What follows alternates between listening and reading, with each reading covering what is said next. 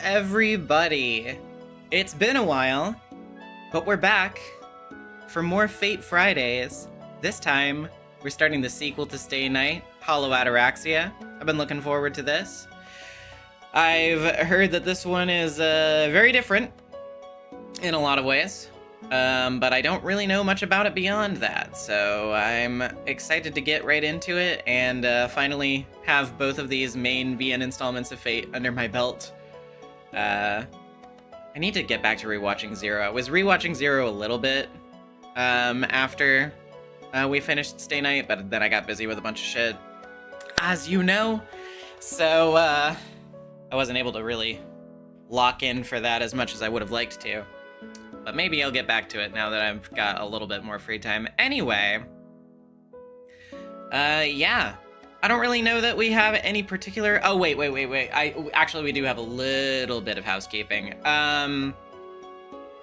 So, next week's Tuesday stream, what would usually be Tuesday stream, that'll be on Wednesday instead, because I have to guest with the Save Data guys again on Tuesday.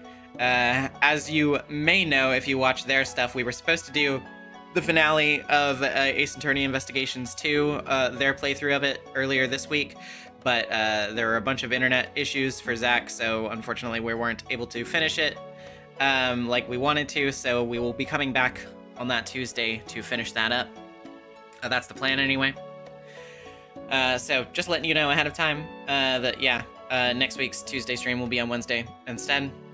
But, yeah, other than that, I don't think there's anything in particular that I have to go over. Again, like I said last stream, if you weren't here for that, I'm on new internet now, I'm in a new place, so if there are any issues at any point, I apologize. You know, we're getting used to it, we're figuring it out. Let me know if the audio level is weird at any point or anything like that. You know, typical stream shit. But with that all out of the way,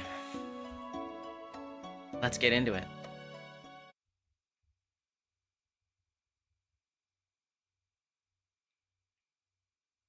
He said that the night scares him.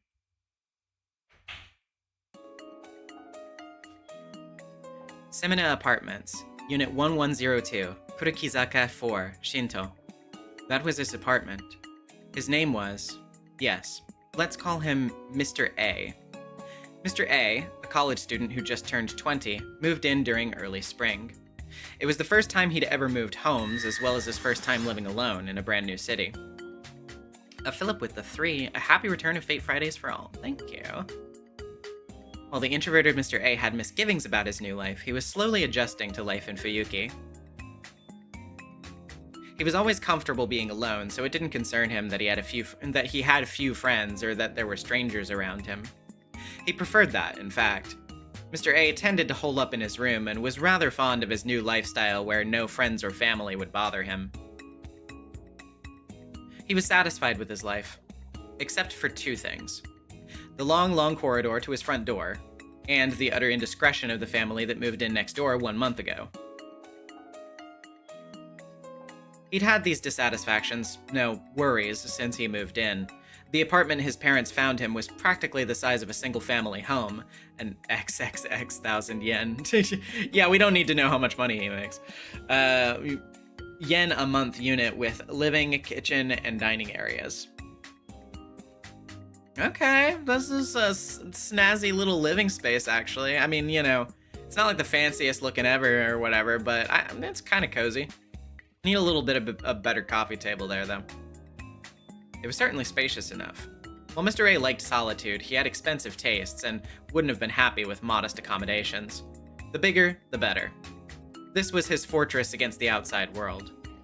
A fortress needs to be big and strong. It can't be too easy to reach, and it isn't comfortable unless it's deep enough. That's right. Mr. A didn't necessarily want to be alone. He had strangers next to him. He was unconsciously afraid of someone invading his safe space. That was another reason he chose Semina Apartments. The distance from the front door to his living room. He cared about the distance someone had to cover from his front door to the furthest reaches within, through the corridor you had to cross to leave the apartment. Okay, I see. It was 4 meters from the living room to the apartment's entrance, with no closets or bathrooms on the way. An unusually long floor plan for an apartment, but Mr. A liked it. The ideal space and approach. The corridor was a vague boundary that made it hard to tell from inside from outside with a distant entrance. It was long enough to make one wonder if it was really an entranceway. But, ever since he started living there, something bothered him about it. At first, he wasn't sure what the problem was, since the length was definitely to his liking, but he finally understood after several months. It was very simple.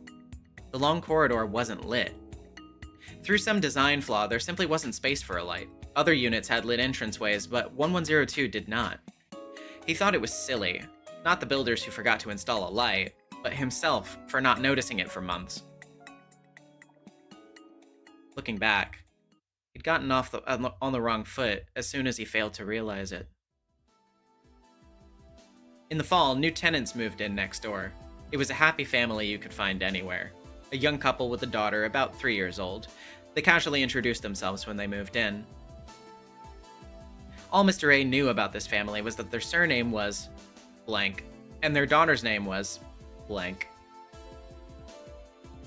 Semina Apartments was an L-shaped building with 2 units per floor.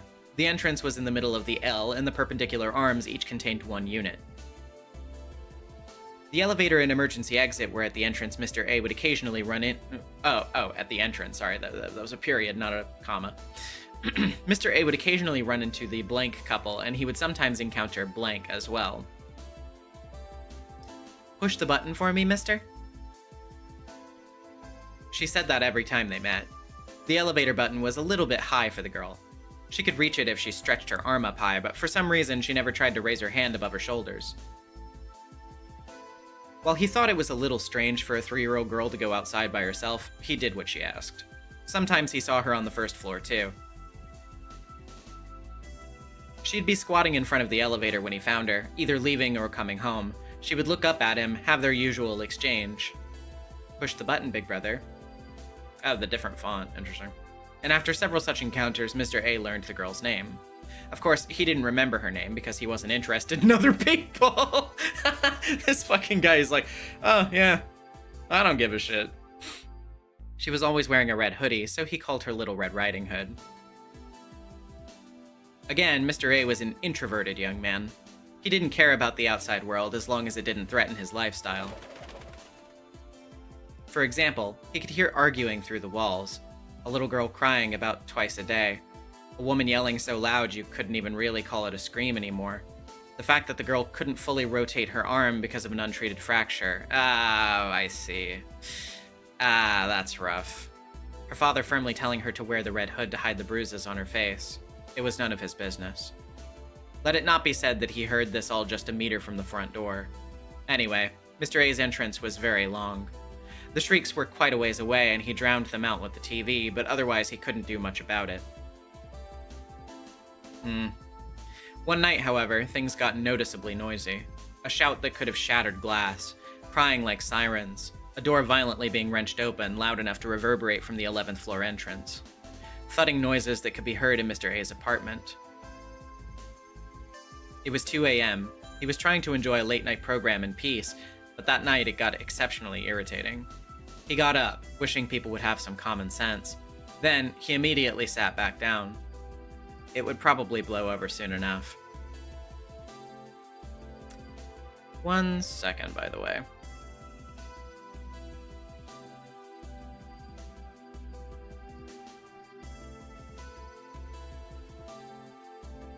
Okay. Sorry, I was just looking at something real quick. Oh, whoopsie. I didn't mean to do that. The domestic environment next door was none of Mr. A's business. He tried not to think about it. It wouldn't be good to leave and get himself involved. He believed in personal responsibility. People should solve their own problems, Mr. A thought, as he lifted the remote control and increased the TV volume by 5. By the time he turned off the TV and went to sleep later that night, it was quiet again. Mr. A learned the next day that the entire household next door had died in a murder-suicide. He was questioned by the police for the first time in his life. Last night, the wife, Blank, murdered the husband with a blunt weapon after a verbal altercation. She went on to kill their daughter with an edged weapon and then took her own life. Mr. A told the police that he was asleep and didn't know what happened. As the police officer politely thanked him and was about to leave, Mr. A asked a question. What happened to the daughter? The officer's eyebrows slightly quirked up, answering, Her blood was on the murder weapon, so we know she was stabbed. Based on the bloodstains, we believe it was a lethal wound. But then the young officer continued, in an uncomfortable whisper. But there's no body. We couldn't find it anywhere. It wasn't in the room or near the floor entrance she ran out to. The story was simple. After Little Red Riding Hood was attacked by her mother, she escaped to the 11th floor entrance. But there were no other traces of her after that. Her blood trail ended at the elevator. I don't know why she didn't use the elevator. Actually, why didn't she go to her neighbor for help? Even if she was in a state of panic, she could have pushed the doorbell. Mr. A didn't answer that the buttons would have been too high for her to reach in either case. The officer left, leaving Mr. A to his thoughts at the front door. He imagined the girl running from her mother in a panic past the floor exit to his front door, frantically pounding on the door at 2 a.m. In the end, they never found the little girl's body. Days later, Mr. A noticed that an odd noise at the same time every night. It was very soft, low enough that you had to strain to hear it. Whatever it was, he didn't think about it for a while. He was convinced it was the wind coming in through his windows. The noise came every night. Knock, knock. It was so small it sounded like it would fade any second, but it grated on him. Once he realized it was coming from the front door and not the window, Mr. A, walked down his long corridor to the front door.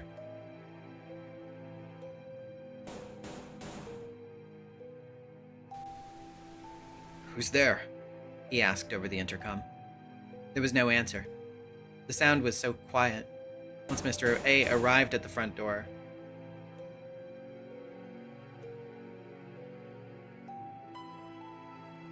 he checked the peephole. Through the round, distorted field of view, he couldn't see anyone at the entrance, but there were some red spots on the beige floor.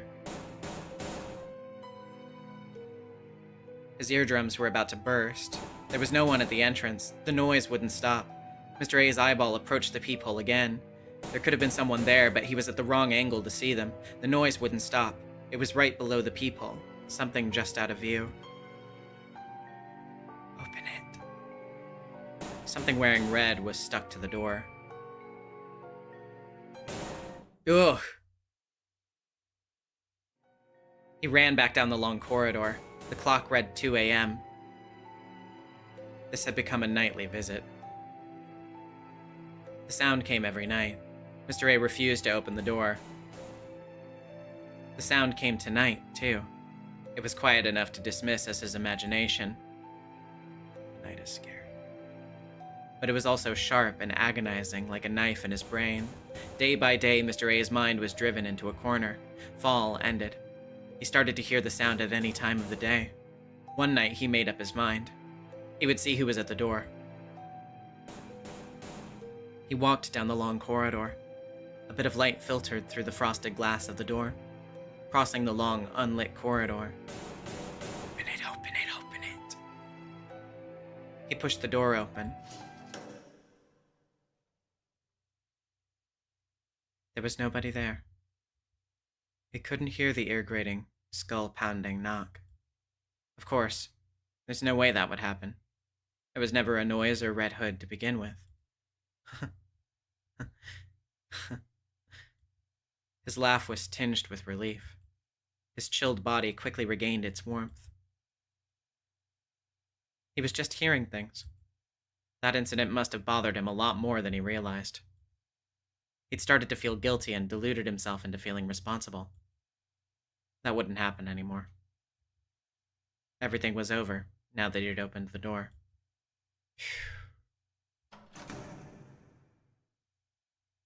He wiped the sweat from his forehead and closed the door. As he turned the lock, he looked up. In front of him, in the long, dark corridor he liked so much, his pupils widened. In the middle of the corridor, there was something. A familiar-looking dead body, wearing a red hood. Seemed to be pleading for something. Mr. A was sure, without knowing why, that he'd die if he listened. The dark lips opened, like a watermelon split by a knife. With bloody lips, Little Red Riding Hood asked, "Mister, push the..."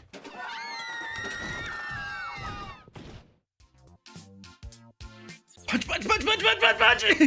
What the heck? That was so lame! And why'd you have to make it so dramatic? Honestly, too many details, Mitsuzuri. You put too much effort into the acting, and the story is too long! What's wrong with this Mr. A anyway? If things get that bad, just move! Move out, bro! That's so good. October 11th, shortly after noon, in the Ryudo Temple training camp room, Makidera's strange voice pierces the autumn evening. If it were that easy, everyone would move. How many years have you been saying you're going to run away? People always choose familiarity over the unknown. If everyone moved over a little ghost, this island would be uninhabited. That's quite profound. Ghost stories really are something we'll always be attached to, even if we try not to be. By the way, Makino-ji, how fares the drink pouring geisha in your long hallway? She doesn't exist! We don't have anyone that fancy in our house! We also don't get water dropping in the halls at night when it isn't raining, okay? And none of my ancestors were Seitochi pirates. Right, I just remembered your house is pretty old, Makidera. Did the hallway story hit a nerve? Is that one of your weaknesses? Shut up. I'm not afraid of hallways. Besides, I want to move to a new fancy apartment. Wait, what do you mean hit a nerve? Is that a new chakra? How do you know what a chakra is but not hit a nerve? Hey, it's Issei! Welcome back, Issei! My boy! You might have heard of that demon gate in superstition. The demon gate is also an idiom for a weakness. Ergo, when Mitsuzuri said hit a nerve, she meant that... Issei Ryudo. Issei is the son of the temple's head monk and the student council president at school. His job made him the chaperone of this club training camp, and he's been glancing this way. You sure know your stuff, Temple Boy. But no thanks. What I want to ask about is more cosmic stuff. Ghost stories and the like are just barking up the wrong tree. You know, something more realistic, like a meteorite falling on Tosuka's house during the Edo period, or a secret giant cave under Fuyuki. I thought that story was realistic enough. In the true crime version of that story, was the true culprit Mr. A all along, and he hid the girl's body in the hallway's walls, or something like that? Kane, I think that misses the point of a ghost story. You want something more realistic? What do you think a ghost story's supposed to be? Tall tales are Tosuka's specialty. She'll tell you some good ones if you're patient. That won't happen. I don't know any stories that Miss Makidera would like. Rin Tosuka answers elegantly. She tends to act this way during group outings such as these. Well, excuse me. What about you, Mato? One of the first years said the Captain Mato is really scary despite her looks. Me? I don't really like scary stories, though I don't mind hearing them. By the way, who told you that? You don't even realize that's the scary part of you, Sakura. Rin murmurs. Nobody else here knows that Rin Tosuka and Sakura Mato were siblings. It's fine to take a break, but we've only just started. Will we keep going or not? I'm of a mind to call off this entire meeting if Makidera doesn't settle down. Yeah, I wouldn't want to bother the sleeping monks. We'll continue if Makidera promises to stop shouting. I'm not loud. I was just expressing my disapproval at Mitsuzuri's lame story. The problem is her criticism that comes afterward. Asking Miss Makidera to be patient is like telling her not to breathe. You might as well give up. What do you think, Miss Makidera? Could you hold your breath? I could. My next best sport after running is swimming. So you have it. Let's continue. Miss Saigusa's next, I think. Right. But I've never told the scary story. It's okay. You don't have to try and scare us. Ayako was just being mean-spirited by dramatizing a true story. Miss Makidera got scared because she knows the actual story of Semina Apartments. Really? Mm-hmm. The family suicide actually happened. About a month later, the person next door went missing. They're still looking for them. Stop! Stop it right now! I'm sure Mr. A had his reasons for going on a journey of self-discovery. Some special reason. One day he'll come back, all grown up. You've got some nerve making up a weird reason for that cool guy to disappear, Ayako Mitsuzuri. Huh. Did Mr. A really go missing? Yes, according to another building resident. Right, old Lady Mitsuzuri? That's what they said. It's still spooky enough, even without dramatizing it.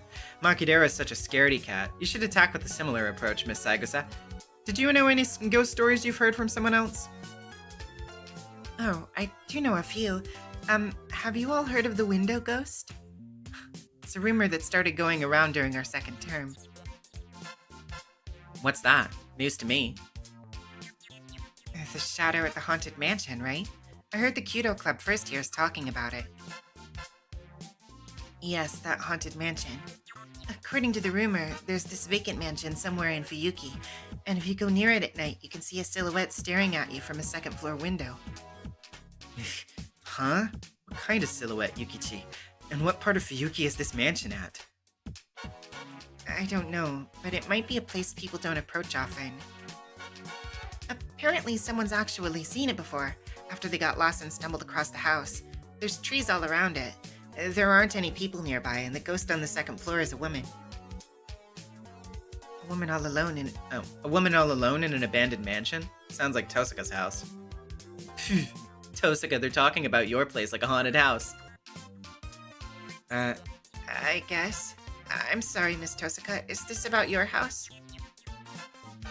Don't apologize, Miss Saigusa. This isn't the first time I've heard such rumors about my neighborhood. It's not exactly slander. The Tosuka estate is, in fact, a type of haunted house. Then I'll talk about Shinto instead. Lately at night, you can see what looks like a big string in the sky above Shinto. Yukika Saigusa looked around timidly. From the looks of it, she's checking for eyewitnesses. I heard it was like a string. Has anyone seen it? I've heard the rumor, but unfortunately I've yet to encounter such a sight. In the sky at night? You don't mean they saw someone standing on top of the center building, right? Uh-huh, how specific. I've heard that rumor of a red silhouette on top of the center building a lot, but you're talking about something else, right, Miss Saigosa? The fucking... the CG of her standing up there from Stay Night. Ayako Mitsuzuri gives them an inscrutable gaze. Rin Tosaka smiles uncomfortably. She often prefers wearing red clothes. It's already been half a year since the Fifth Holy Grail War ended. Okay, so yeah, this isn't as in the future as the Heavens Feel epilogue is, I would assume. Yeah, because that's like a year or two afterward. So yeah, this is somewhere in the middle, I guess. Although I don't know if this is following off of the end of any particular route, but I mean, if Rin and Sakura are getting along and doing stuff, I would have to assume Heavens Feel. Don't tell me if there is an actual answer to this. We'll figure it out on our own. Is she still going out on patrol at night? Have you seen it? Nope, it was probably a UFO. I read that too, you know. Makidera, you've got the wrong idea about ghost stories. Yes, what we're discussing is the occult, not the cosmic. Makinoji, I'm afraid that Moo topic you enjoy so much isn't going to come up. I don't know what you're talking about. I never bought a weird rag like that. I bet it's really boring, even if it exists. The boring aspect of it is exquisite in its own way, though. By the way, with regard to the topic of the mirage above Shinto. Everyone shakes their heads. This looks like the fucking the picture of like all of the people in like the college dorm room like holding red cups and looking back at the camera, like doing that sort of like inscrutable face, like, dude, what the fuck? Just like take this CG and like make it that they're all like holding red cups and looking into the camera. Oh, Jesus. Unfortunately, no one here has witnessed it. However, what is this feeling I've been having for a while? Yeah, so who is the narrator? I'm wondering about that too. I have another rumor to share. You've heard the story of the old castle in the forest outside town, I assume? There's a new story about it. Apparently, if you enter the forest and walk towards the castle, a ghost from the Imperial army will appear and spirit the visitor away to the battlefield. Only by overcoming several trials can the hero spend the night at the phantasmal castle under the care of a pair of maid sisters. Issei. Ryudo, did you pray so hard that your brain melted? Quiet, you. I know how strange it sounds, but someone has actually seen it, so I was just sharing. If you don't believe me, go attempt it yourself. Wow. That, wow. It sounds kind of interesting. What about you, Emmy? Okay, so it's shitto. Okay. I was wondering, but I just didn't know for sure. What about you, Emiya? What do you think of Ryudo's rumor? Mitsuzuri turns to me. I've been silent this whole time. Yeah, I gotta settle back into Shiro voice then. And I couldn't come up with any remarks, so I was keeping to myself, but... Well, Issei wouldn't make things up. Ryudo Temple is close to the forest, so it might actually be real. It's not exactly implausible either. And I hate to interrupt, but I suddenly remember I need to use the toilet. Sorry, gotta go to the bathroom. I'll try to slip back in without interrupting, so go on without me. I'll try to look for the right timing to give Makidera a good scare. Fine, bring it on! I'm a woman, so I won't lose to you, Emiya. She gives me a bizarre reaction, as always. Makidera's been saying that kind of stuff to me ever since I started having lunch with Tosaka at school. The night chill hits my skin once I step outside. The air in the mountains is colder and sharper than in the city. My foggy head and indistinct thoughts, steeped in the cold, awaken as a distinct entity. I look up at the night sky and heave a sigh. I've already walked 20 meters from the room we were all in. I'm in the corridor crossing the temple. Contemplation without any goal in mind is a fresh experience all on its own. Now then, what should I think about? I guess I'll go over how I got into this situation.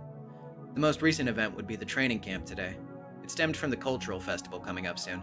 Sakura working hard as the Kyoto Club captain, Mitsuzuri watching over her, and our strained relationship with the track and field club. After some twists and turns, we gradually settled on holding this joint training camp to prepare for the cultural festival.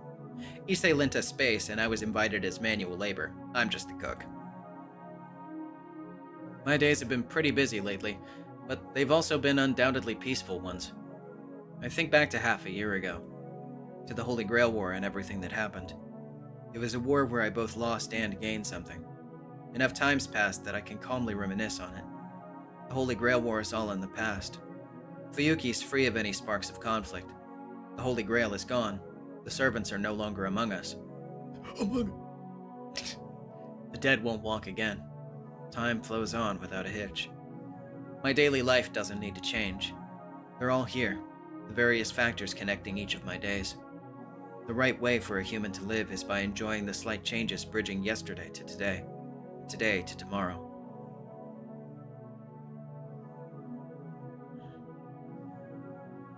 Well, if it were Heaven's Feel Gona, then Ilya definitely wouldn't be.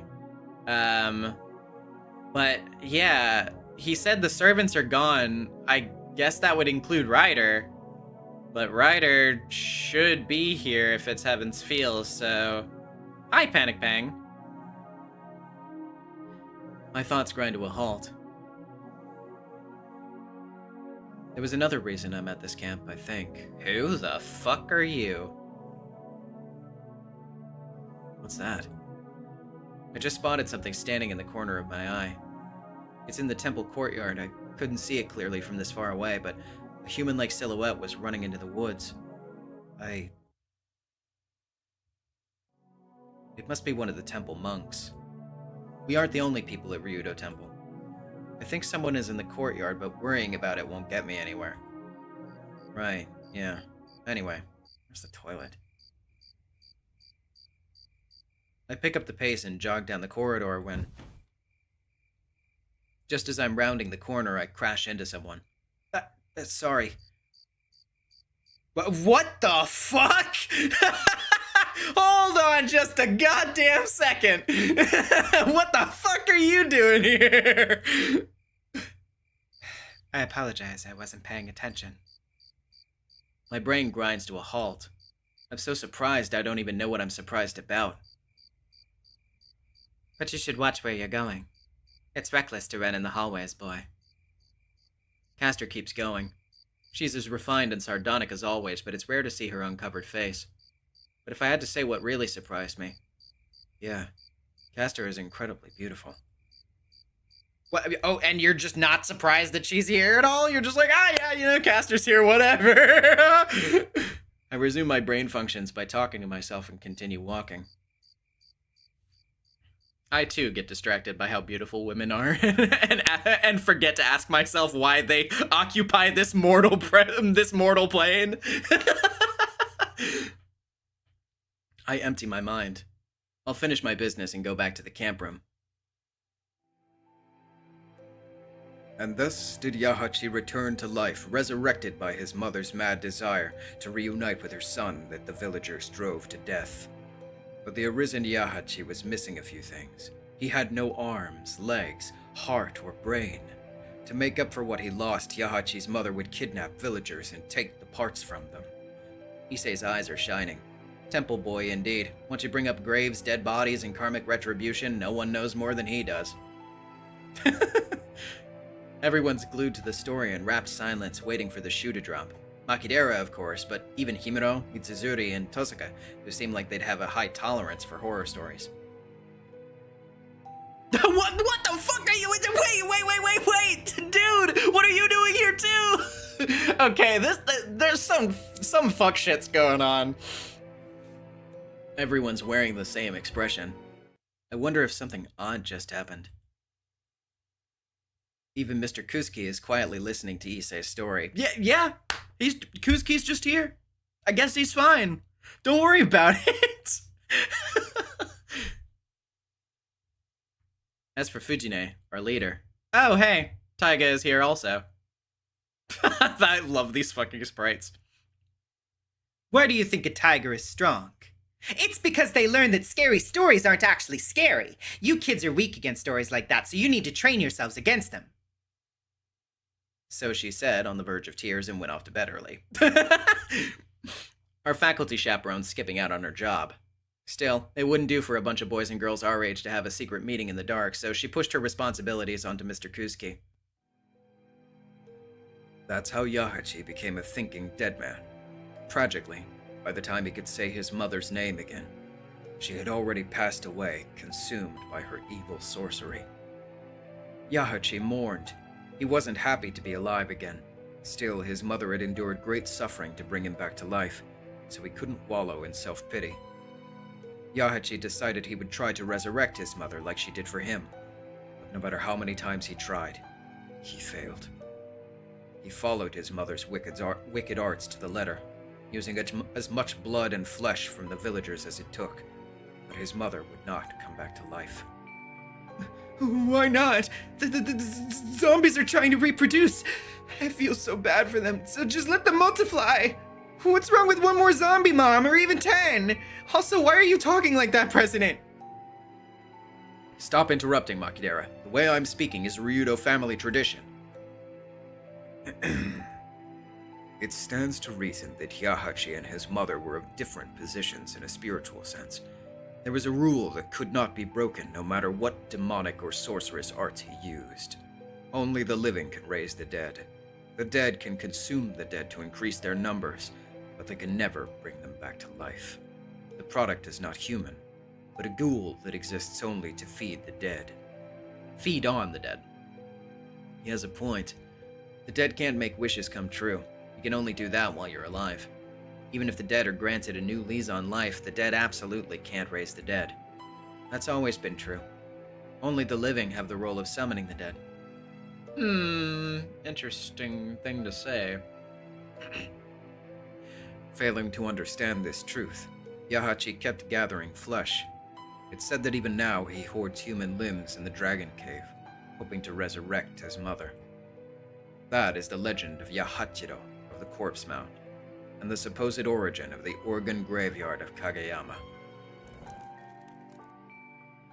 Issei finishes his story. A candle goes out. It's someone else's turn to tell a tale. That one was pretty heavy. I didn't think the son of the head priest would talk about graveyards while we're sleeping over at the temple. I have to applaud your bad taste.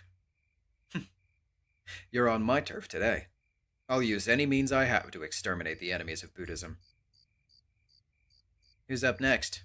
We're doing the time-honored camp tradition of telling scary stories in a circle. Come on, Emiya, you're up next. I know the president's performance is a hard act to follow, but give us the best you got. I wouldn't worry about that. Senpai's good with scary stories. He gave Miss Fujimura quite the scare over the summer. Makidera just trembling in the background. All eyes turn to me. I know a scary story or two, but it's my first time telling one in front of this many people. Telling stories isn't really my thing to begin with. I can't really spice them up, and I can't even tell if they're interesting or not. Just relax, Emiya. Try to imagine we're in the shed. Gonna make me blush. Ah, well. It's not my thing, but we're having a party. In order to cap off the most fun camp I've ever been to. Here's a long one, then. I'll step out of character and tell a story for the first time.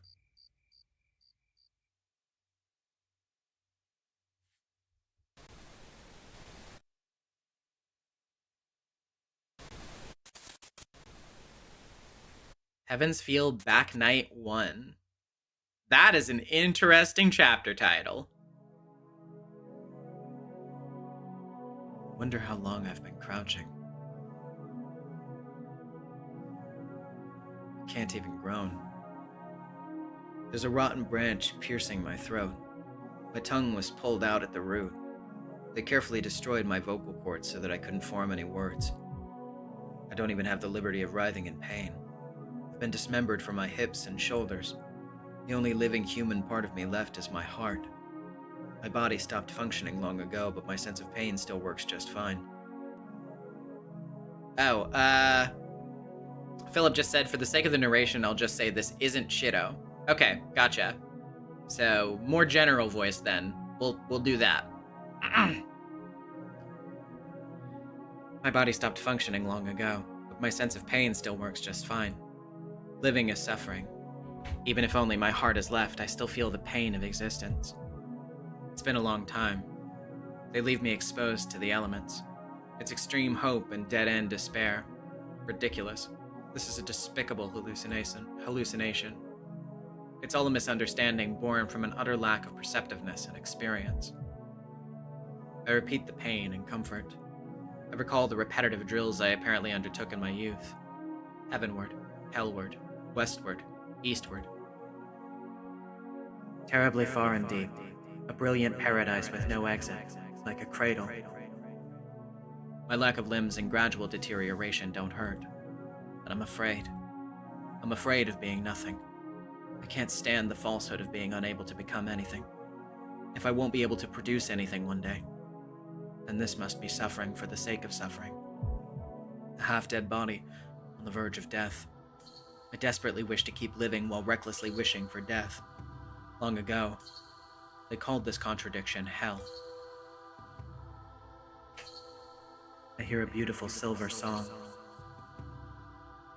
If I must confess, I never actually wanted to die.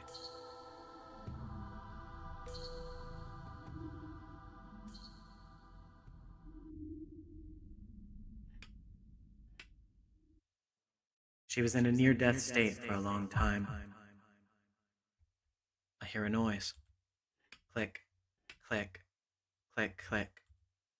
It sounds like pebbles bouncing in a somehow rhythmic way. It reminds me of an upbeat polka song. I absently listen to the sound. Where am I? I can't remember. No, I just don't want to remember. I'm ashamed of how ungainly I am. I'm awake, but I don't even try to rouse my consciousness or my intellect. I focus on my heavy head and limbs. I whip my disobedient body into action. I force my arms to slightly push up my prone body. I seem to have been lying on a sofa. I wonder how long I've been asleep. When I try to remember where I am to begin with, a terrible pain courses through my temples. I feel dizzy, like a hangover after a night of heavy drinking. I have a bad habit of showing off and drinking the night away, even though I'm a lightweight, but fortunately there's no alcohol left in my body. This place... My foggy, shaky mind assesses the situation. Is this a mansion? It doesn't look very familiar. I can't quite remember what I was doing here or why I was asleep. Click, click, click. The noise continues. There's no clock in the room. It's dark outside. My internal sense of time tells me it's after midnight. The room is... It's no use. I can't see very well. Not only are my limbs sluggish, my vision is impaired. I try to inspect the room, but my vision keeps fluctuating, so I can't get a full picture of it. I still try to understand what's happening, and finally... In front of me, I noticed someone sitting with their back to me. A man? With the lack of illumination and my poor vision, I can't tell for sure. I managed to make out a male silhouette. The man is sitting there with his head downcast. He's sitting like he is absorbed in a book, and he doesn't notice me. He seems to be puzzling over something. I wonder what he's doing. Slowly, I push myself vertical enough to see his hands. My limbs recover more easily than my mind and vision. Once I move them, further movement feels easier.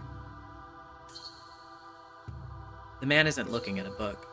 He's looking at some kind of sliding puzzle. It's a simple game, a picture split into 16 pieces that you shuffle and try to fit back together, I think. All right, genius, let's see you take a crack at it. Oh, thank you, 100 Daniel Rocks. I appreciate it.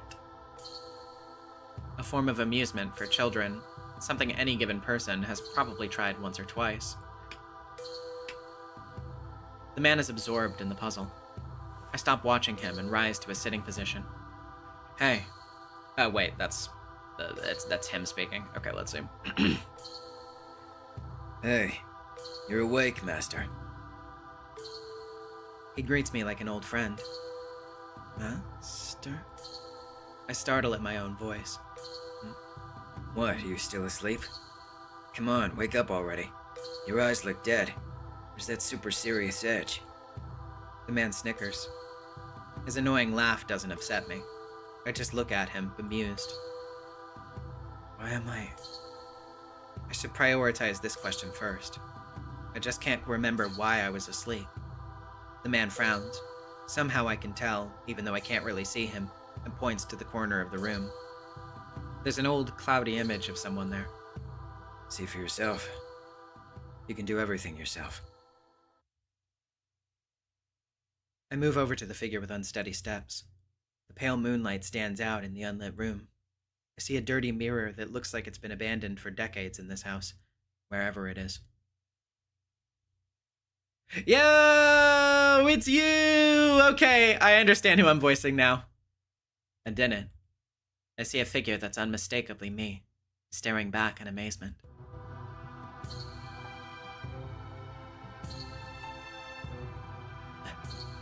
My voice croaks. It's incomprehensible. Why am I so surprised to see the image of myself that I've known for over 20 years? Dark red hair and eyes. A charmless physique that's only good for overpowering other people. What the fuck are you talking about, girl? Humble much. A men's suit, worn like armor, as if to deny being female. Okay. This is the person I've always been. Bizette Fraga McRemitz, and no one else. And yet, I'm surprised to see myself. Something feels wrong about my reflection. Something is there which shouldn't be there, and something else is missing. Somewhere in the back of my mind, I know it's a contradiction. Feeling better yet? Then let's go and kill something. Neither of us likes getting our asses kicked, do we, Master? His words erase a faint wrongness I was feeling. Master. Why did I forget that word? 7 mages who fight a miraculous war of survival, bearers of the Holy Grail commanding the ultimate familiars. I came here to be a master. I came to this island in the Far East to take place in a ritual called the Holy Grail War. The Holy Grail is a sacred relic said to grant its owner's wish, but no one has ever obtained the true Holy Grail. It's only a legend. The Holy Grail summoned in Fuyuki City is a counterfeit of that legend. Still, they call it a Holy Grail because it grants wishes, even if it isn't the original. As far as mages are concerned, its authenticity is of secondary importance. They only care whether this replica has power or not. By those standards, the Fuyuki Holy Grail is worth pursuing. The 726th Holy Grail, summoned in that land, has the potential to become the genuine Holy Grail. Go and remove it from the mortal realm, in the name of order based on our ideals. Oh, wait. Is that... wait. Okay. Okay, yeah, sorry. The Mages Association I belong to, an independent organization formed to conceal magecraft, made that decision. The Holy Grail War in this land is a competition between mages. The Fuyuki Holy Grail War allows a limited number of participants, and the association occupies only one of those slots. Someone specialized in combat would be selected for the position. The most appropriate candidate is a mage known for martial prowess, not academic achievement. The conflict in this far eastern island was simply a nuisance of a ritual, far removed from the internal power struggles of the association. Failure was not permitted, but there was no glory to be gained from this war. They chose me to fight it. I used a family heirloom as my summoning catalyst. Armed with the association's prestige and trust, and a sword, I left the association for Japan. We have nothing to worry about. Do we? Is that Fraga McRemitz? You're an oh wait, okay, that's not the partner. That's just general association person, I assume. We have nothing to worry about. Do we, Bizette Fraga McRemitz? You're an exemplary mage. No one can best you in combat. If there was somebody who could, your position would be at stake. They sent me off with devious smiles. As they said, they had the utmost confidence and utter contempt for my combat skills. A god's holder. This title, An ancient magical attribute passed down through my bloodline defines my existence. That's right. I joined the Holy Grail War as a master. That was my mission. To enter the war on behalf of the organization and win it. That was my only mission, I'm sure. So, why? I have the vague sense that I was searching for something other than the Holy Grail. For something. Someone. I must have wanted to meet someone more than I wanted the Holy Grail. I can't remember. What happened over the last few days? I know who I am now, but my memories since coming to Fuyuki are a haze. I remember joining the war as a master. I remember patrolling the town with my servant. But many parts are missing. The last several days. Right. My memories since arriving in town are shrouded in fog. In the first place, why was I asleep in this mansion? Hey, how long are you gonna space out? You don't have much time. Let's go clean this mess up. The Shadow's been speaking to me for a while. He's a servant, a hero from the past summoned and given form in order to serve me. A heroic spirit who serves humans, making him the highest order of familiars.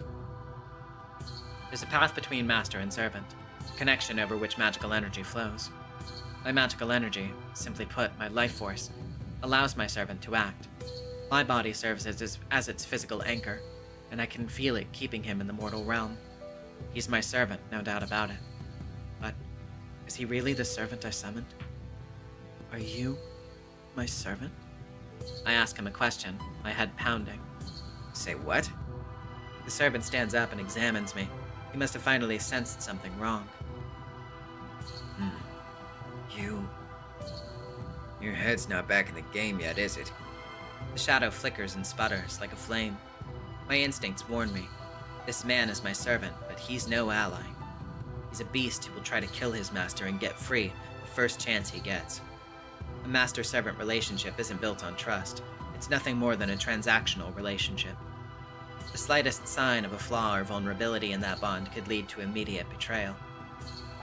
Hey, I'm worried about my partner here. Shouldn't you say something? Yes. To be honest, my abilities are impaired right now. It doesn't pose a physical problem, but I'm having some mental confusion. My memories from yesterday are especially unclear. There's nothing to be gained by concealing my memory problems. I return my servant's gaze and admit that there's something wrong with me. But I'll hide what I can. I can't reveal the fact that my vision is impaired, nor that my memories are missing, not just unclear.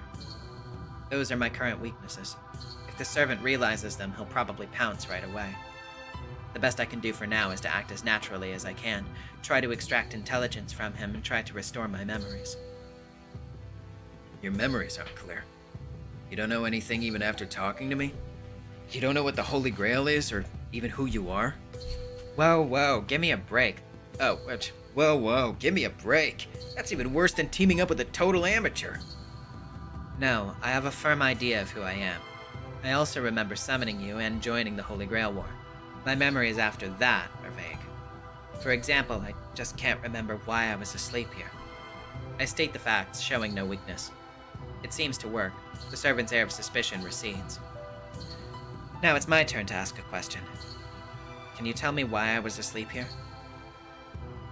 How am I supposed to know that? You said that this mansion would be our hideout, and you're the one who said right after you summoned me that you were tired, so you wanted to rest. Do you remember that much? I do remember looking for a place to make my base of operations before I arrived in Fuyuki. This mansion. Yes, this place was a potential location. My consciousness dims. I feel faint when I try to recall my memories. I shouldn't push myself too hard now. I must have made the decision to make this my base. I remember doing that. And then I summoned you. I remember it vaguely. I'm sure I made a pact with the servant in this mansion. Right. Then you went straight to sleep. You just told me your name and said not to do anything until you woke up. So I've been stuck here too. You summoned me to do some killing, so why do we have to put it all on hold? I only told him my name. Wait, more importantly, this servant's behavior is dangerous. He seems belligerent and reliable, but it would be a concern if he enjoyed combat too much.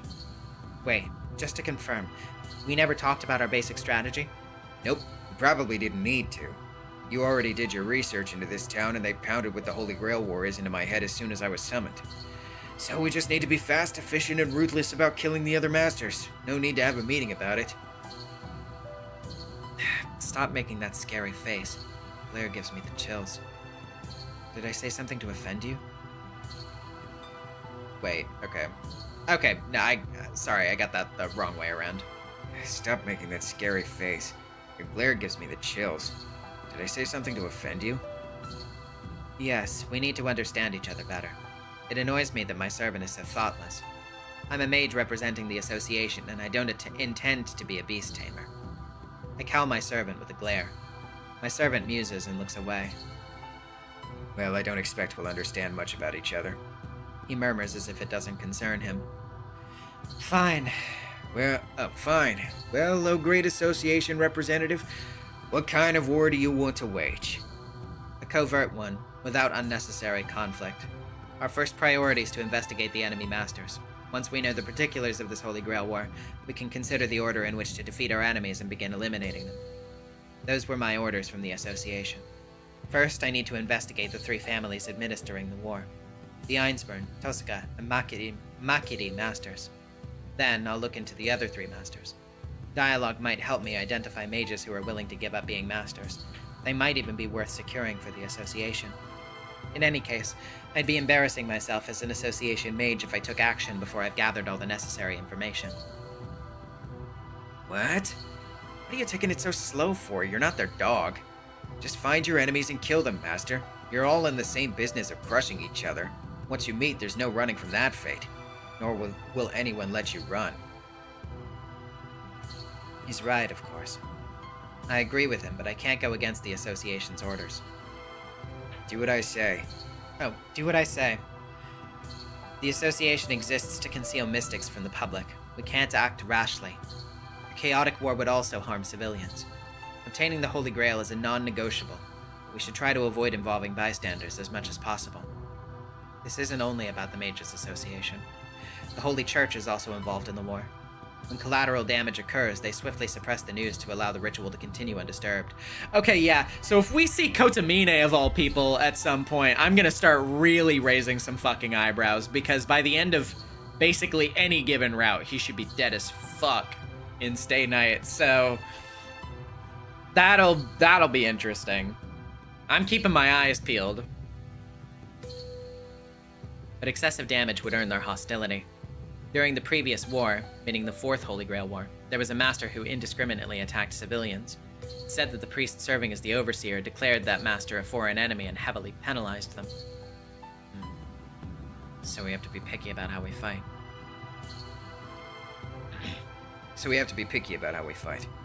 I don't have any ideas, but you're saying it's better not to kill in order to survive? This isn't about survival. I'm a mage too. I'll do whatever is necessary to win. Still, we should abide by a minimum of professional standards. It's kinda... He sounds listless. The servant heaves an apathetic sigh. Why don't you use a command spell? Order me not to disobey you or something. I might kill you right away if you don't. He growls. The servant means it. He's not thinking about the aftermath. The rule about helping his master out of self-preservation doesn't apply to him. He's really after my head.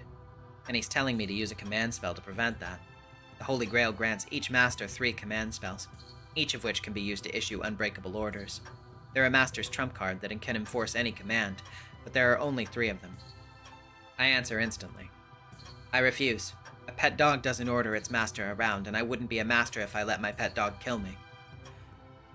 You are my servant. I choose how you act and when you die. I return his bloodlust in equal measure.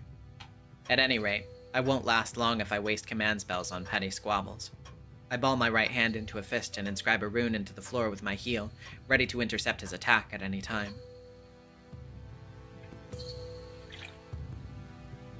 I see. Then I guess I'll change my tune. Okay. I'm your servant. I'll do what my owner says. My servant folds easily. That was a little anticlimactic. I was ready for an all-out fight, thinking it might be a good chance to gauge my servant's strength. What now? You still complaining? No, I don't have a problem with this. Do you really understand what I'm saying? Yeah, try not to get people killed, right? I understand that's your overall approach, so anything else you want to say? Plenty, in fact, but not as part of a discussion about strategy. I can just give him orders according to the situation later. Alright, then let's go. I'm getting sick of this room. Oh.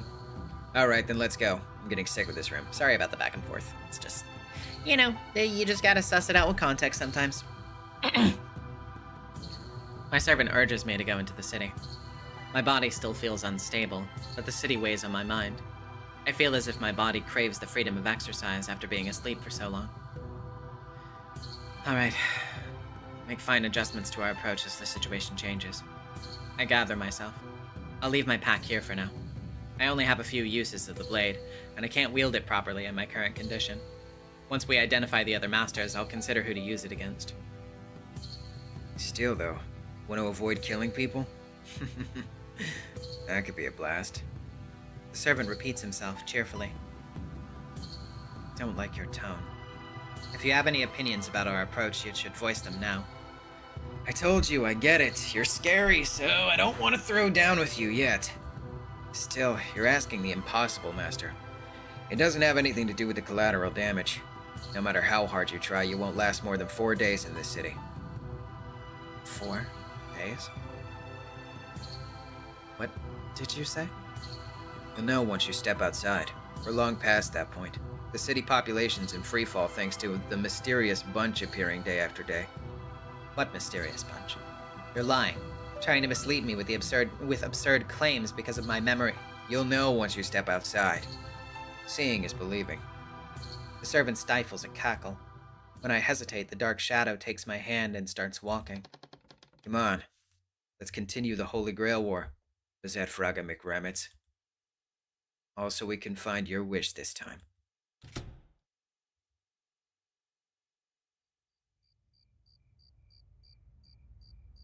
The mansion is built on a high hill. It's nestled, nearly concealed by a thicket of trees. There are no other houses around. I have a headache. I thought that some fresh air would help clear my head, but the cold night air muddies my thoughts even further. What's up, Master? Is it still too early to go outside? My servant teases me. I shake my head and keep going. My consciousness slowly spins. I feel dizzy under the bright moonlight.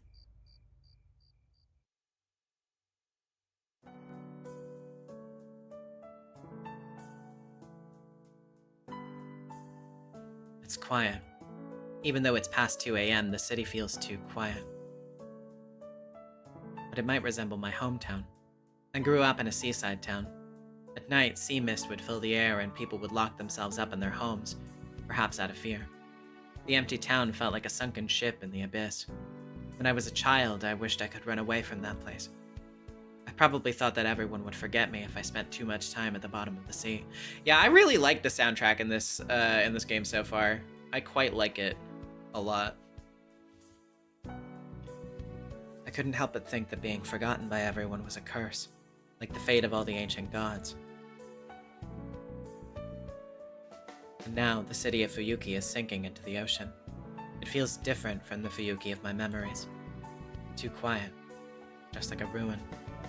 Regardless, I can sense life in it. I keenly feel the breathing of an immense number of creatures. The air around me is filled with presences I've never experienced before. The servant mentioned a mysterious bunch.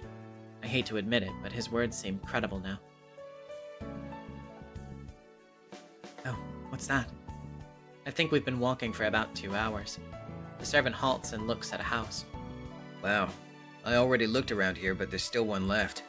He sounds impressed. He's looking at an unremarkable house. It differs from the other houses in some details, but it's just a house that's still lit. You should wait out here. You aren't feeling 100% yet, right? I'll go check it out first. The servant starts walking.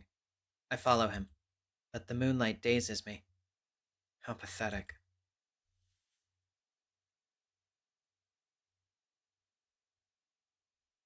be honest, I don't know what the other servants are like, but I showed up not really wanting to do anything.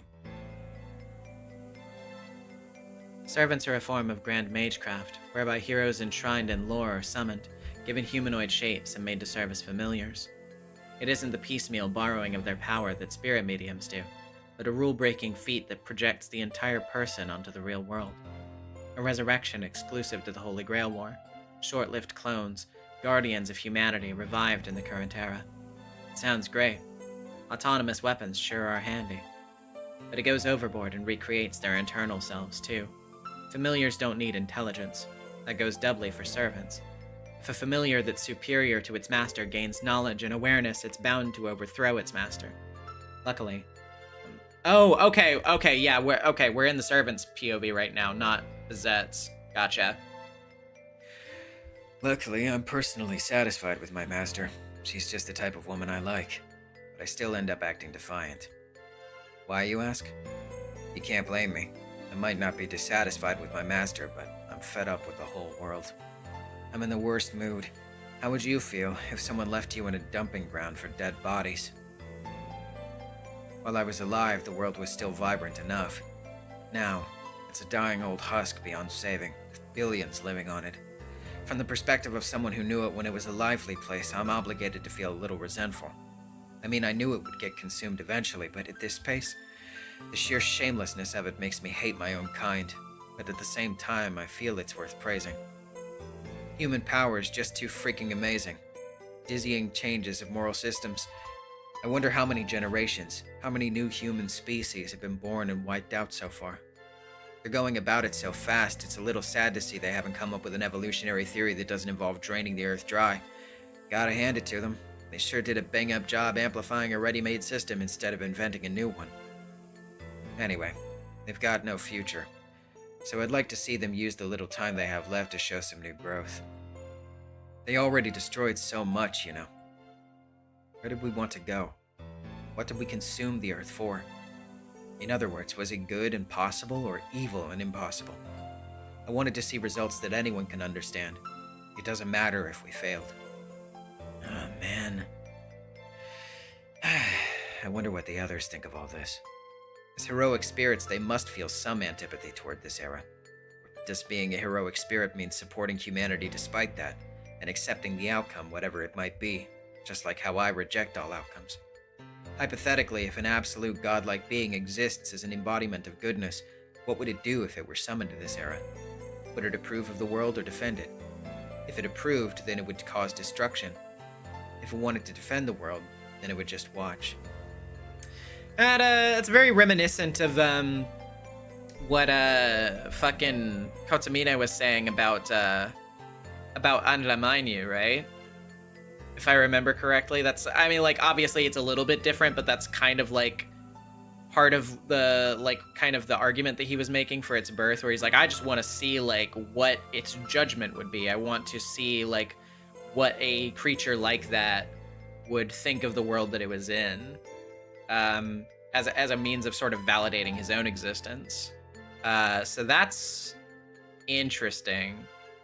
We did also kind of have like the fetus visual there a little, like a minute ago as well. So yeah, interesting things to think about. A proper heroic spirit would probably defend it. Someone with a screw loose would gladly lend a hand, while someone with only one screw left in their head might muster the courage to make the world anew. Stuff like saving the world and all that. Well, I don't even want to meet someone like that, much less fight them. Either way, there's only one thing for me to do. I'm supposedly a heroic spirit, but I'm not strong at all. I'm the weakest heroic spirit there is, even though my legend spans the world. Yay, I'm number 1! You're in luck, Master. You're winning the race to the bottom. It's pretty easy to come up with a battle plan, you just need to figure out how to eat up all the strong guys. I hate to admit it, but in pure fighting strength, she might actually be stronger than me. A heroic spirit that would lose head-to-head against a human, huh? Wish I could disappear. I know, right? I can't believe that chick. Bizette said to try to avoid killing anyone. That's exactly the kind of sheltered overachiever attitude I'd expect from an heiress to a noble mage family. What a noble example of humanity. Surely worthy to be a heroic spirit's master. Oh yeah, Peng. So yeah, Hollow Ataraxia is a direct sequel to Fate Stay Night. So that's probably why, but I hope you enjoy yourself regardless. But that's beyond me. All I can do is kill, and if I'm being honest, a bloodless victory sounds horribly dull. I'm the weakest, so I can't afford to be that scrupulous. Even if this is supposedly a war, it still uses a mechanism of slaughter that humans worked really hard to make. Servants aside, masters are only human. It'd be simpler to plant landmines or drop bombs like they did in the last war. Times have changed, though. Those were turbulent times, and life was cheap. That won't fly this time. The Mages Association's keeping a close watch, and modern humans are great at keeping public order. If we make too much of a mess, it'll give away Bizet's position to the other masters, too. It'd be great if we could go full speed and settle things as soon as possible, but we should avoid tiring ourselves out with consecutive battles every night. On that point, I agree with Bizet's restrained approach. I agree, so I'll do my best to obey my master like a servant should. Now, let's get back to the present. Wait, what do you think you're doing? I ignore my faint-hearted master's voice and head towards a house. No need for investigation. There's obviously people living inside. The lights are on. Sadly, I don't have the ability to sense humans, nor can I detect heat sources. My skills as a servant are zilch. But that's okay. There are humans inside. I turn into spirit form and glide through the front door. I materialize my weapons and head for the living room. I'll finish it quickly and cruelly, like I always do. Even if by some mistake the world's strongest Superman is in here, someone who can outfight a heroic spirit, that doesn't pose a problem. I'm the weakest, but I can beat the strongest human. That's why. I don't mean to brag, but I'm the strongest in the world if I'm up against a human. Blood sprays. The residents are dead. A middle-aged man, 2 boys, an old woman, and a grandpa holding a bloody knife. The old guy's still alive. What a letdown. It was already finished by the time I came in. He's breathing hard. A heinous criminal who murdered 4 people. He seems to want to murder the old guy so badly he doesn't care that I just came in. The old man scrambles back into the wall, desperately shaking his head. The scene and method of the murder are gruesome. Everyone is torn up beyond recognition, their blood, flesh, and organs spectacularly strewn around the room. A happy family all together, with a suffocating stench of life at a gooey, smeared living space. What a clean crime scene. And not a stain to be found in his performance. It's killing for the sake of killing. There isn't a single trace of plunder, humiliation, or hunger. Someone help! I help him since he asked. The murderer is easy to ambush and kill from behind. After that, I return to my original job.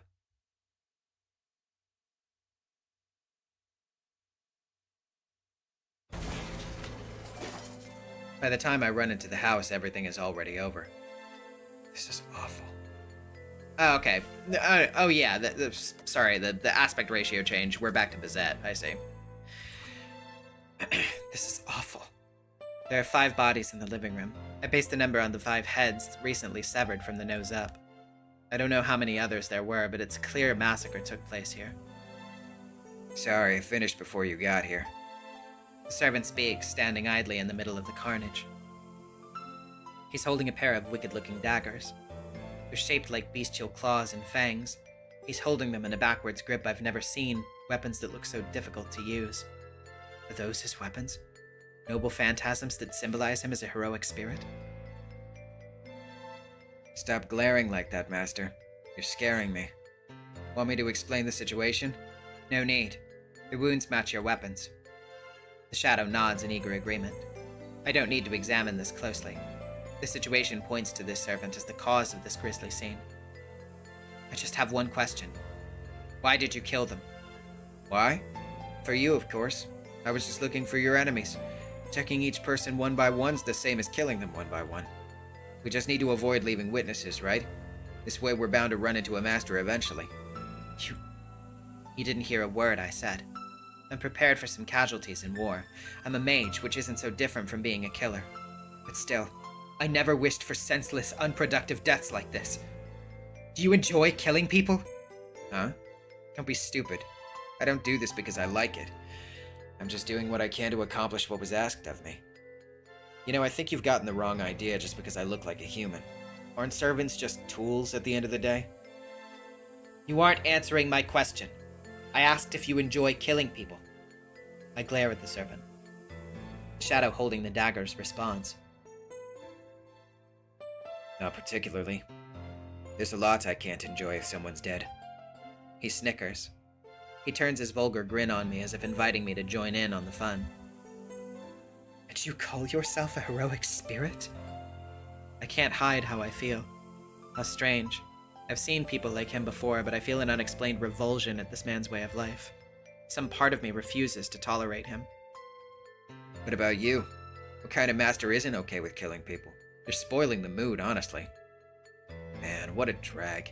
You totally ruined the show. I was hoping you'd be happy. Really? Sorry to disappoint, but I'll never live up to your hopes. I'm convinced now that we'll never see eye to eye. You're the kind of person I hate the most. I speak to my servant with naked hostility. All I feel is frustration and hatred at this person whose trust I need to gain. It's driving me mad. I thought I'd long since grown out of bearing my feelings and showing someone how much I hate them. Nice. I basically don't like anything. It pisses me off when people casually try to befriend me, so this works out for me. You could even say we get along now. The servant doesn't seem concerned. I despise him. Well, he doesn't think anything of me. Neither of us has any affection for the other. He seems to be saying that mutual dislike won't cause any particular discord. Still, I gotta say, you're the kind I like. He adds, That's bizarre. Why? I thought you said you dislike everything. As a master, I've understood what kind of servant you are. You don't strike me as the type of person who likes anyone.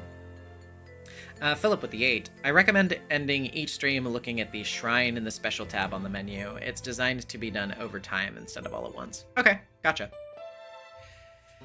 I mean, you're a fine woman. I don't like you, but I've got a soft spot for you. Because I'm a woman? Not just any woman. A fine woman. You're smoking hot. I like your figure, but the way you act like a little honor student trying to stick to your mainstream opinion, it's so pathetic I can't stand to watch it. Get it?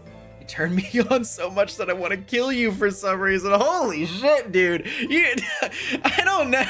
This is the most bizarre fucking way to come on to somebody I have ever heard. Jesus Christ. You turn me on so much that I want to kill you for some reason. And not because it's the only way I know how to do my job. The shadow laughs. I feel the directionality of his incarnation through our magical connection. There's no untruth in his words. He really does hate everything. He naturally sees everything as something to be killed, even if he has nothing to gain from it. That's the die text.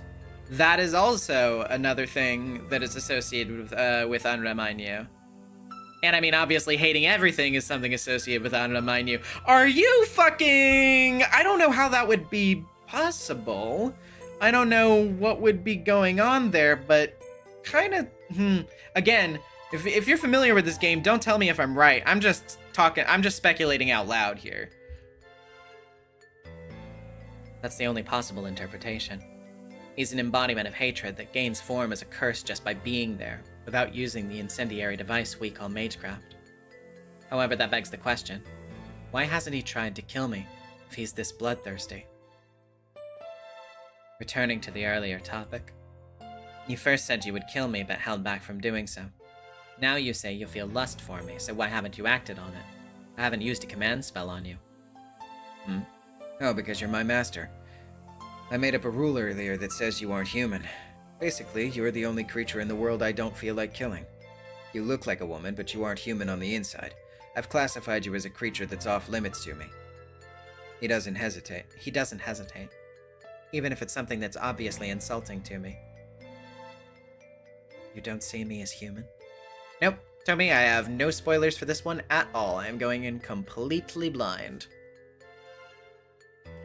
I'm used to hearing people say that I'm uninteresting or unattractive, but this is the first time someone said that they don't even see me as a woman. Wait, no, he said he doesn't think of me as human, but I interpreted it that way. Oh, don't believe me? I've made the biggest concession I can. You're my first and last exception, you know. Damn it, this is annoying. I was being serious. Fine, fine. Need it in writing, do you?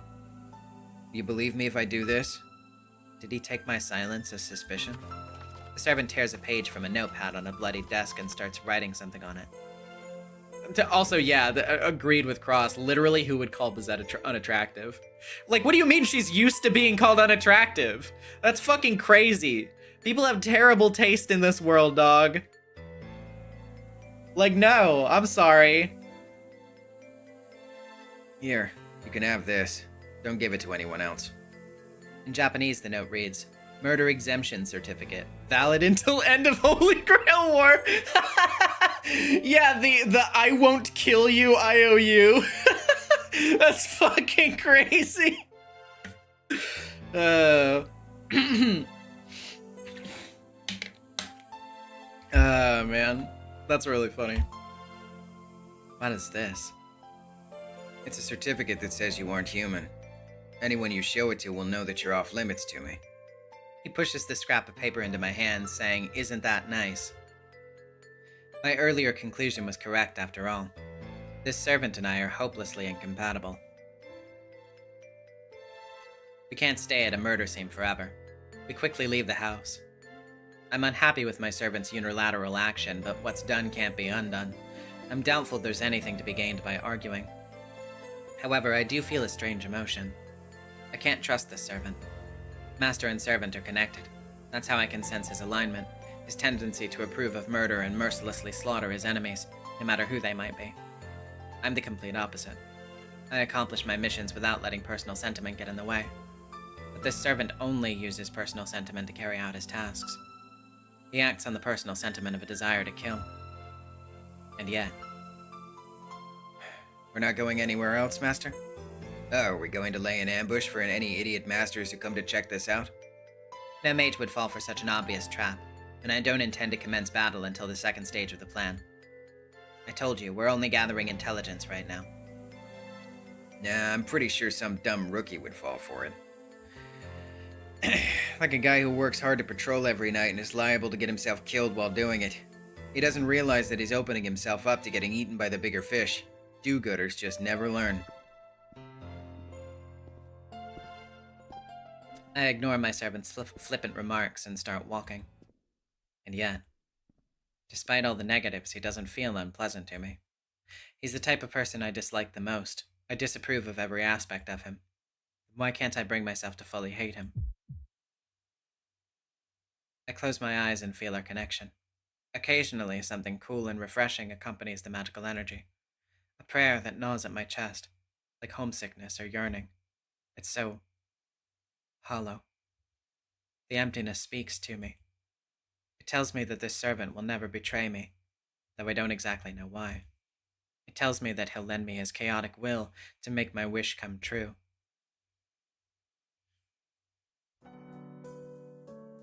We resume our patrol. Tonight, we're going to scout out the key locations in Shinto.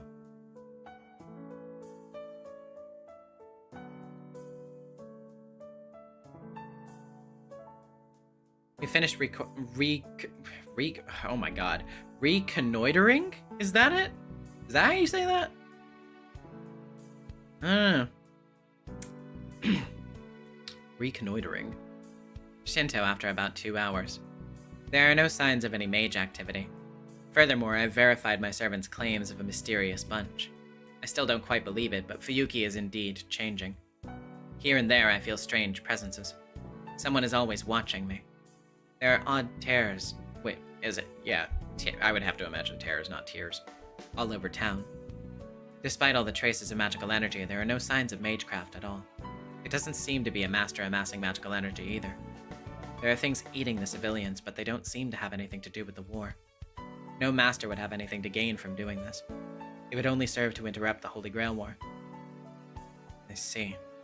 But if it's a foreign mage here to learn about the Holy Grail War, There could be mages present who covet the Holy Grail but weren't chosen as masters.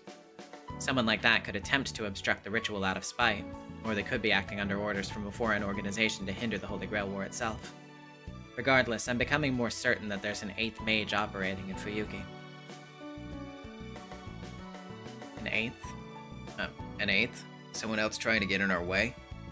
I can't say for sure, but it's highly likely. I'm confident there's a mage I don't know who's trying to interfere with the Holy Grail War. I don't know their goal, but they begin by breaking the rules of the Holy Grail War. It might be best to think of them as an enemy to all of the masters, not just me. What's this mystery mage like? They lack the confidence to engage in direct combat, but are skilled at creating wide area-bounded fields. Defense suits them better than offense. They aren't versed in orthodox magecraft, but I see signs of black magecraft and druidic thinking in their work. Not that. I'm asking if they're strong or weak. Their skills as a mage are elementary, but the magical energy they leave behind has a very dense aroma. Magical energy is only the fuel that activates magecraft. It doesn't have any effect on its own. But in some special cases where the magical energy alone exhibits attributes similar to magecraft itself, it leaves behind tangible traces. To use an example, it's said that the Ainsburns endowed the Holy Grail with a human persona. If this persona has magical energy, then it would exhibit the magical attribute of granting wishes from the moment of its creation.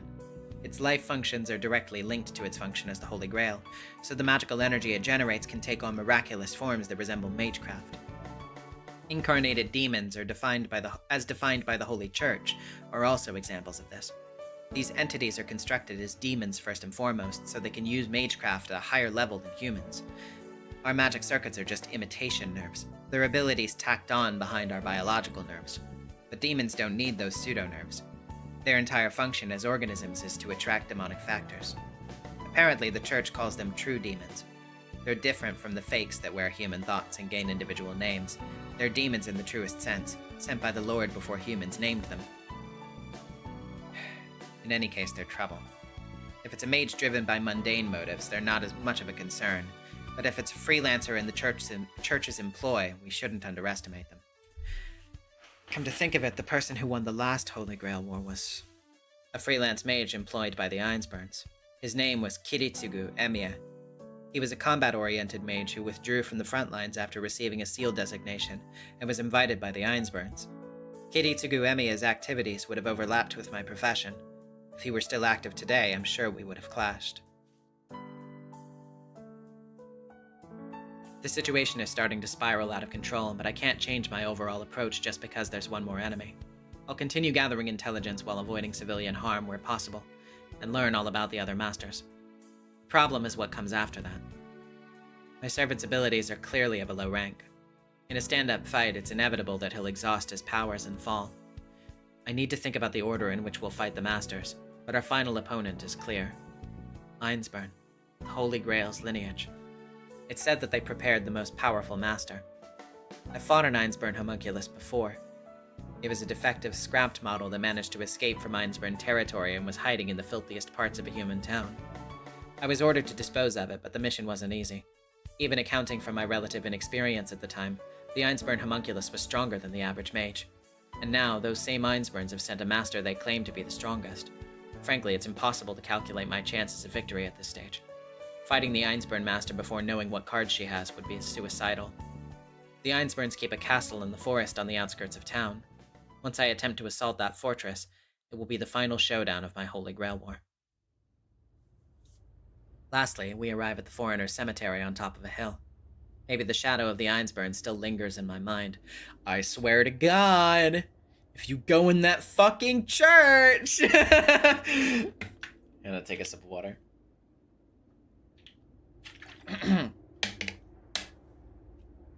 Oh, jeez.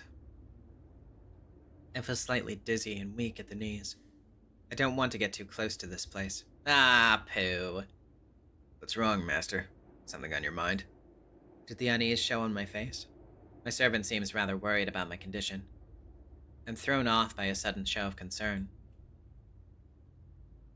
This might be a silly question, but do you think I can win?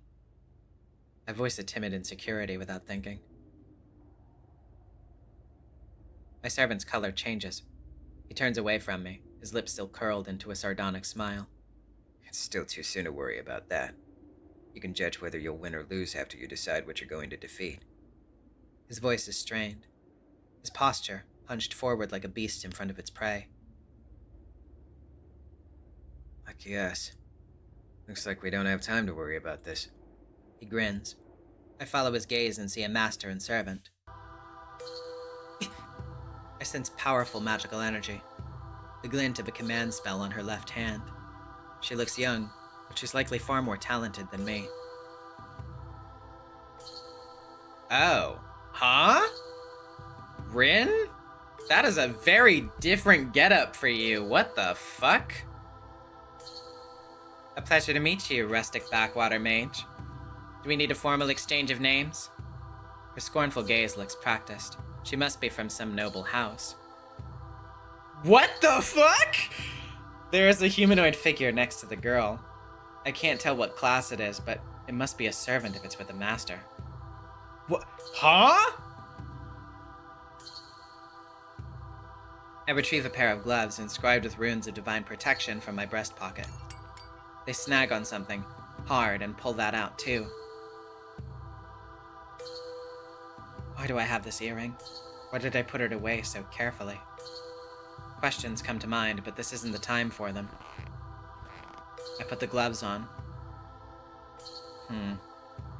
The girl politely waits for me to finish. I regret leaving my pack at the house. I'll bring it from now on, even if I only intend to go scouting. Even though I shouldn't use my secret weapon too early, it's better to have it and not need it. I'm going to gauge the enemy's strength. You take the servant. Sure thing. He runs at the girl's servant without bothering to wait and watch. Two shadows clash. I slip by them, rushing the defenseless master. You really are a country bumpkin without a name to give. Very well, consider yourself honored for falling into the hands of an Edelfelt.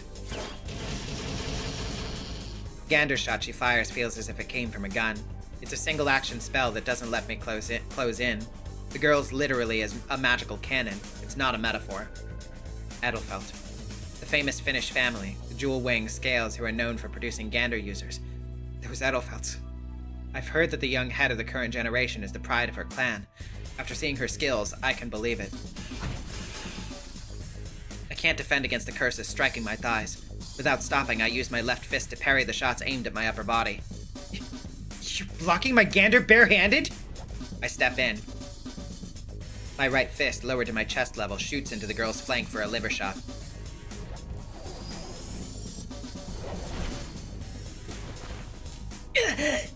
I'm sent flying. Something appeared behind her and threw me back as soon as it blocked my body blow. What? What? Saber! A swordsman stands between us. A servant. That's a servant without a doubt. What? And who is the other girl? As soon as I turn to look, the match is decided. Please, Saber! Another girl shouts. What? Fucking... Hold on, sorry, I'm going insane. What is happening? Why is fucking Alt Saber here too at the same time as regular Saber? I'm fucking losing it. I feel like I'm going insane. Okay. At the second girl's command, Saber defeats my servant. He's shockingly weak. In a flash of light, without even managing to get his daggers up, my servant's head goes flying and he vanishes. Well, that was disappointing. Way to spoil the fun. Clean this up, Saber. Let's go home and enjoy a hot cup of coffee. The Saber servant nods wordlessly.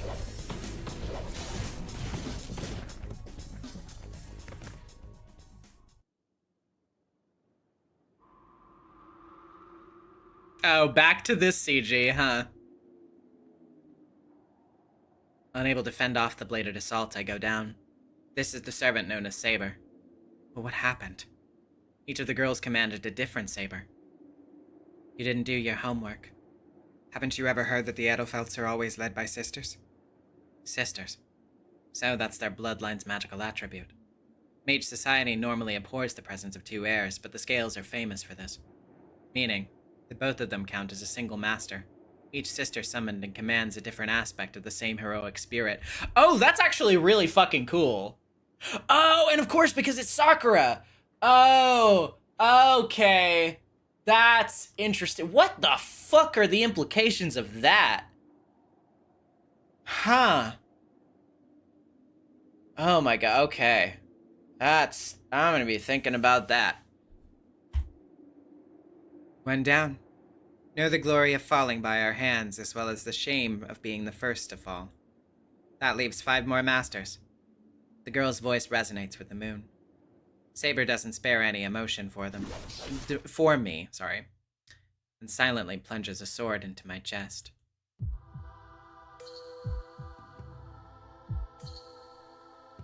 I black out. The moon spins like a bleached skull. Thus unfolds my holy grail war. Give me just a second. I'll reread that line. Thus unfolds my holy grail war. Once again. The curtain falls. With no end to the story and no conclusion in sight.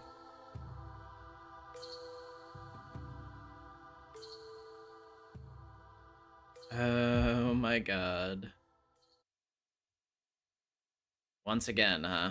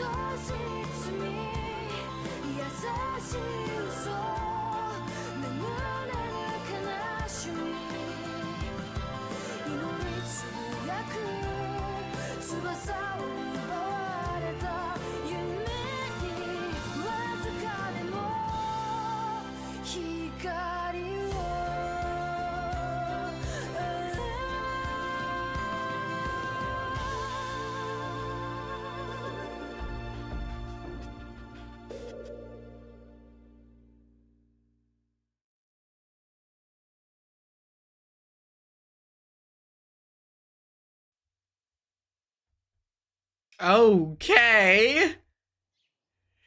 So many fucking implications in that opening to unpack. Sea of fragments looking ass. Oh yeah, there's some shit going on in this. There's some shit going on in this. Oh my god. I'm not even gonna try to comment on all of that. Honestly, at this point, I'm actually just kind of like, I'm just gonna see where it takes me. You know, I'm not gonna like spend. I mean, you're gonna see me react to shit, of course. It's not like I'm just gonna be like straight face, like, oh, yeah, Gilgamesh is here. Oh, Ilya's here. That's cool, you know. But like, I'm not gonna spend too much time like laboring over it until we get into it, I suppose. Whatever it is, whenever it happens, there's got to be some fucking shoe drop at some point. I know there is. I know there's gonna be. Anyway, Jesus. Gil wasn't there, I thought. I thought that was supposed to be like a kid Gil or something. That's what he looked like. Like little Gil in a little hoodie or whatever. Maybe that's a different person though. I don't know. Again, don't tell me. Don't tell me. I'm just thinking out loud. I had such a dream. It still isn't 6 a.m. when I wake up. The light filtering through the window is somewhat strong, and the air coming between the panel's seams is somewhat cold. I have to assume that this is Shiro, because this is the fucking, you know, the shed. I wouldn't assume that Bizette would randomly be in Shiro's shed, so...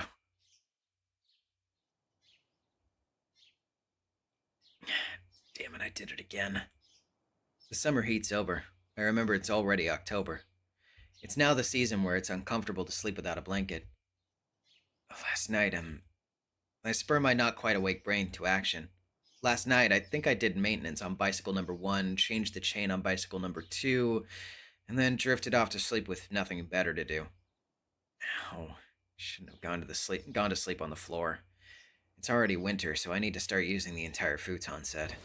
I roll my shoulder and breathe. Breakfast in the Emiya household begins at 6:30.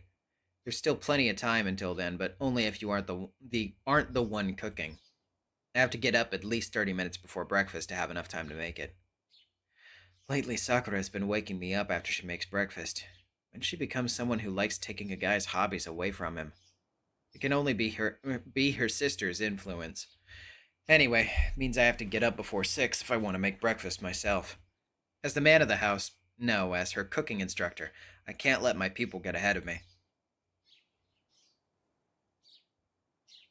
Fun fact, the pause menu color changes between blue and purple depending on who you're in the POV of. Oh, that's fun. So yeah, if we look at it here, it's blue right now because that would be Shiro. Okay, that's interesting. As soon as I go into the hallway, I smell breakfast. I also hear the studied rhythmic chopping of a kitchen knife. It looks like breakfast is already 80% complete. It's a pleasant morning in a typical scene. I decide to roll with it. Hi, Saber. Oh, good morning, Shiro. You slept in a bit today. I see her smile. Shiro, what's wrong? You're very quiet. Is there something on my face? Oh, open up the menu and save? Okay, sure. Wait, no. It says save and title. I don't have an option to save that doesn't take me to the title screen. For some reason.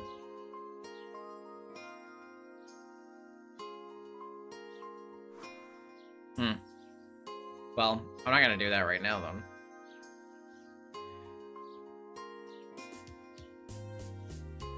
Half a year ago, something like this happened, when the weather was still cold. You look pale. Don't tell me you went to sleep in the shed again. Shiro, I admire your dedication to your training, but only a neophyte does it to the detriment of his health. Yeah, I'm still a rookie after all. It's been half a year since the Holy Grail War. People don't grow up that easily. Did you hear me, Shiro? Now that Rin is away, I have the responsibility of looking after you. And I have a few thoughts about your unhealthy lifestyle. That's right. Tosuka isn't here, so Saber is in charge of maintaining discipline in our house. Anyway, what kind of thoughts? It's the thing you dislike most. If you can't keep verbal promises, then someone needs to be physically nearby to guide you. If you refuse to learn your lesson, then I will start sleeping next to you in your room. Ugh.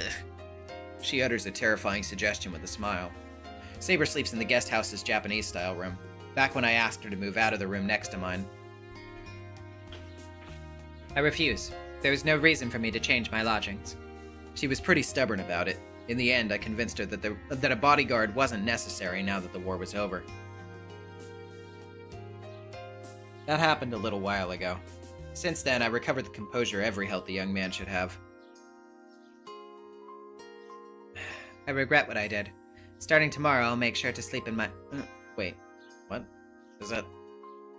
Oh, okay, yeah, that's shit, I'm sorry. I regret what I did. Starting tomorrow, I'll make sure to sleep in my bedroom. Very good. Well, I have mixed feelings about forcing this so immediately, but it's for your own health. Dino Hat, 2215 with the $5. Yay, I made it! Me and a friend binged through your Fate read-through, and now we're watching Umineko and theorizing together. Thanks so much for doing these. Ah, thank you. I appreciate it. I hope you're enjoying it. Well, I would feel more comfortable protecting you at your side. Concessions must be made to let you sleep soundly. Saber heads off to the living room. It's only natural. Who'd feel yearning for a typical morning conversation? But I forgot to greet her. I need to make sure to do that here. Saber. Good morning. I hope you have a good day. Yes, you too, Shido. I go to the living room with Saber. For some reason, my vision feels foggy and I rub my eyes. My eyes are a little wet. It's a pleasant, typical morning I've seen countless times. I must be so happy that I yawned.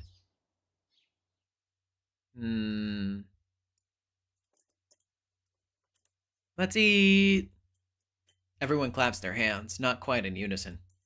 The table is set with the grilled fish breakfast for 6. Alright, Sakura got up early to make us all breakfast. Make sure you savor the food and thank her. Oh, okay, yeah, so that was Shido still. 2 people nod at me seriously. I'm not talking to you, but to Team Fujimura trying to trade their boiled spinach for the simmered chicken. So yeah, we do have Casual Rider and Ilya somehow. Yeah, okay, that's kind of what clinches it for me, where it's like, no matter what, like, if we were trying to go from, like, the normal, like, from the ending of any of the original 3 Stay Night routes, then Ilya would not be here. So, Ilya being here is more evidence to me than ever of, like, yeah, something fucky is going on.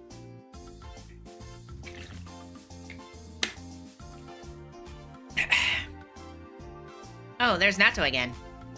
I said I don't like it, but you never learn, Sakura. Taiga, you can eat natto, right? I'll trade it for your rolled omelet. I don't mind, but you still can't eat natto? You shouldn't be a picky eater. Having said that, I'm only willing to give up half of my omelet. You're still a little hatchling if you can't comprehend how good natto and rice are.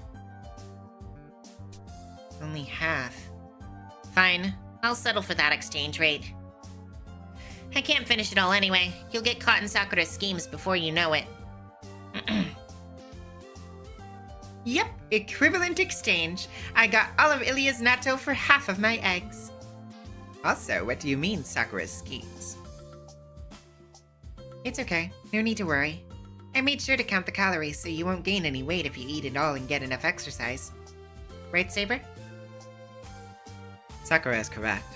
I can't say for sure since you have a different physique, but I'm sure you won't be the only one to gain weight, Taiga. See? So go ahead and eat up. I have plenty left over for seconds. The fucking sonic ring sound effect? Of course. Sakura, I would like an extra large helping.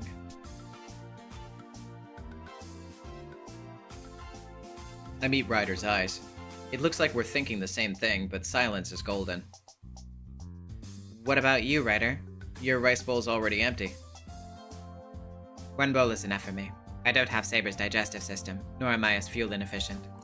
I'm going to have some tea, so please enjoy the rest of your meal. Ryder pours herself a cup of tea. The way she silently brings the cup to her lips is so elegant. I heard that, Ryder. 1 bowl is enough for me if I'm only operating on minimum provisions. But seeing as we have so much food, we shouldn't leave any left over. Rations shouldn't go to waste, and moreover... Nom nom. This boiled turnip's really good. I'll have yours if you aren't eating it, Saber. I must refuse. Yeah. Moreover, Sakura... She's like fucking flung her across the room. It's like, get away from my boiled onion. Moreover, Sakura went to the trouble of cooking this. I must take my time to enjoy it. Delicious food should be savored to the heart's content. Saber just voiced a wonderfully wise opinion. Or so I'd say if she didn't just ask for a 3rd serving. Everything should be consumed in moderation. The miso soup today tastes different. You didn't help her make it, did you, Shido? It's kinda messy. The flavor's strong, but the potatoes are cut all thin and pretty. It's clumsy yet delicate, like a sculpture carved by a novice. Well, she's still learning. I don't think there's anything wrong with it, though. I liked how it was before.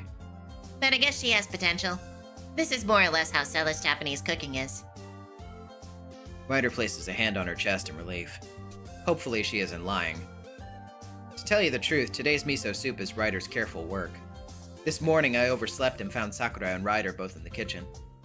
Saber and I set the table while keeping a watchful eye on Ryder struggling with the soup pot. Miss Fujimura, it's almost time. The Cultural Festival Planning Committee meeting will start soon. Huh? Oh, dang. Ryudo will get mad at me if I show up late today.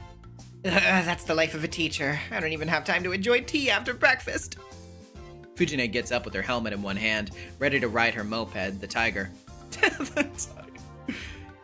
See you there, Sakura. Make sure you aren't late either, Shiro. Just because you aren't going to college doesn't mean you can afford to slack off. Our English teacher, age 20 blank, single, leaves with a single, you say. So you're saying I have a chance? Oh, God. Single leaves with a smile and a wave. Fujine's been visiting earlier than usual since the cultural festival's coming up. That goes for Sakura too, since she's the new Kyudo club captain, but morning practice during the pre-festival period's just a quick meeting. So she actually has about 30 more minutes of time than usual. The festival's almost here. I hope my sister can come back by then. Yeah, she said she'd come back for summer break, but it's already October. I wonder what happened. Nothing big, I hope. Rin brought that on herself. It's not something you can settle in a month. She tried to copy the jeweled sword and failed, you know? Okay, so yeah. It's way too early for her, so I knew nothing would happen. But if she somehow had caused the second magic to explode, who knows what would have happened. Ilya looks exasperated. It did happen in her castle, though. I guess anyone would hold a grudge over something like that. Let's rewind 2 months ago. One day before summer break, Tosaka was in her usual mood. I need a secret weapon if I'm going to the clock tower in London. There's gonna be a lot of weirdos over there. And I need something to express my dignity as a backwater mage from East Asia. That's what she said before casually... Okay, knowing Tosaka, she probably did take precautions. Whipped up an extra small miniature of the jeweled sword to wear as a pendant to let her observe energy waves from parallel worlds. From parallel worlds, you say?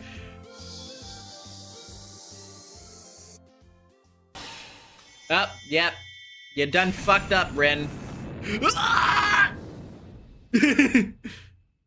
That turned out to be a spectacular failure on a scale we ordinary folks couldn't even imagine. As a result, she lost all the data, material, and even the money she borrowed from Sakura to prepare. According to Ilya, she's a freak for even surviving the accident. That freak became a walking corpse after checking her bank account balance. She fucked up reality. Good job, Rin. You fucking you created a fucking dead character fan service reunite slice of life paradox. Yet, as always, leave it to Rin Tosaka to fail spectacularly at the most important moment. Jeez. Emiya introduced me to a part-time job. That would have been bad enough, but one day something absurd happened. Later, they'd call it the Winchester Affair, a tale of the price one pays when reaching for true magic. And so, I'm really in trouble this time. They might even slap me with the seal designation. I need to take care of this before it gets out of hand. Tosaka went off on a trip to the Clock Tower, the headquarters of the World of Magecraft in London. So, what happened after all that anyway? I thought you just messed up your castle. Wow, you have no idea. Rin unleashed a singularity that wasn't even weaponized. This entire town nearly became a terminal for it. It could have warped the laws of causality, mixed up phenomena, and connected to the future and the past. You get what I'm saying? You mean it could have created a world where anything is possible? To put it simply, yeah. In more exact terms, it almost became a world that attracted every possibility that could occur in this town. A world that it could attract every possibility, huh? Gee, I wonder if we're seeing something like that right now. Every possibility would have been drawn out, huh? Like winning the lottery, getting invaded by aliens, achieving immortality, or everyone in Fuyuki coming to kill me. Stuff like that. Every dark joke that we can't completely rule out ever happening would come true. I see. That bad, huh? It's not exactly how it looked to me, though. It was more like a fairy tale world. Something like Dodgson's Wonderland. A maze-like escape game with our lives on the line. That came as a surprise to us too. What Rin tried to do is beyond human capability. It might have become a bigger crisis than the Holy Grail War. One of the victims muses. Ryder wasn't the only victim. It included everyone here, plus one. What's wrong, Sakura? No, nothing important. I was thinking about what Ryder just asked. Sakura hesitates. If she doesn't want to continue, I'll just nod. But She reacted to the words Holy Grail War. And here I thought you hadn't realized it all, that you just weren't sure if you believed it. the Winter Girl didn't fail to catch that. What about the Holy Grail War, Ilya? That's been over for half a year. Is it though? The servants might not think so. Well, Saber, Ryder, I think you both feel it too. Rin haters must feel so good right now. Yeah, don't let Issei know about this. don't let him figure out about this. Ryder, do you and Saber know what she's talking about? Oh, wait. Do you... I would assume that's actually... yeah. Do you and Saber know what she's talking about? No, I don't. But as Ilya says, the atmosphere in this town feels tense. It's just a subtle feeling of wrongness, so I've been keeping an eye on things. A subtle feeling of wrongness? Are you kidding me? Why would Ryder wait all this time to bring up something so obviously bad? What about you, Saber? Do you know what Ryder's talking about? Yes, this is only conjecture, but may I, Shido? I nod silently. Very well. To be frank, the hostility isn't coming from the town, but from us servants. Am I correct, Ryder? We've started to feel a mild hostility toward each other for the last few days. Oh. It isn't rational, but instinctual, telling us we need to defeat our enemy. In other words, the emotional excitement of being a servant in the Holy Grail War. I hate to admit it, but I've come to the same conclusion. That's interesting. It's like they're like, oh yeah, we're just kind of, now that a war is like ostensibly starting for some reason, we kind of feel this instinctual need to beat the shit out of each other. Yeah, I wouldn't say that Kotomine hates Rin necessarily. I would say that Shinji probably hates Rin to some extent. In the sense that maybe he can't fucking control her because he's a piece of shit. But you know what I mean. Saber and Ryder glare at each other. What they're saying is very simple. Oh, so you're saying that the Holy Grail War is happening again. The reasons and methods don't matter now. That's the only possible conclusion. That can't be true. It doesn't make sense, Senpai. The Holy Grail is gone. Besides, well, if the Holy Grail War is happening, wouldn't the church tell us? Yeah, but they didn't. So it isn't a new Holy Grail War, but the old one restarting. That adds up, doesn't it? The Masters are still alive, the servants are still here, and we still have our command spells. My left hand still has one command spell I neglected to use. I can't remember. Were there any routes where Shido neglected to use one command spell? I wouldn't be able to remember off the top of my head if in one of them he didn't. Sorry, I'm adjusting in my chair a little bit.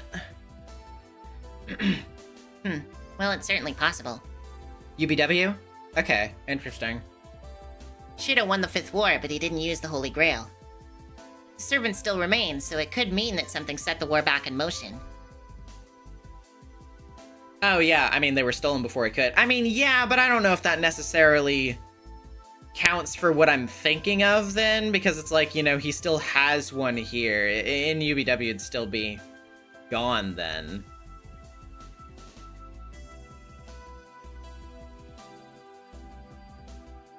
So, yeah. And then they disappeared in Heaven's Feel, yeah, because he loses Saber. Huh.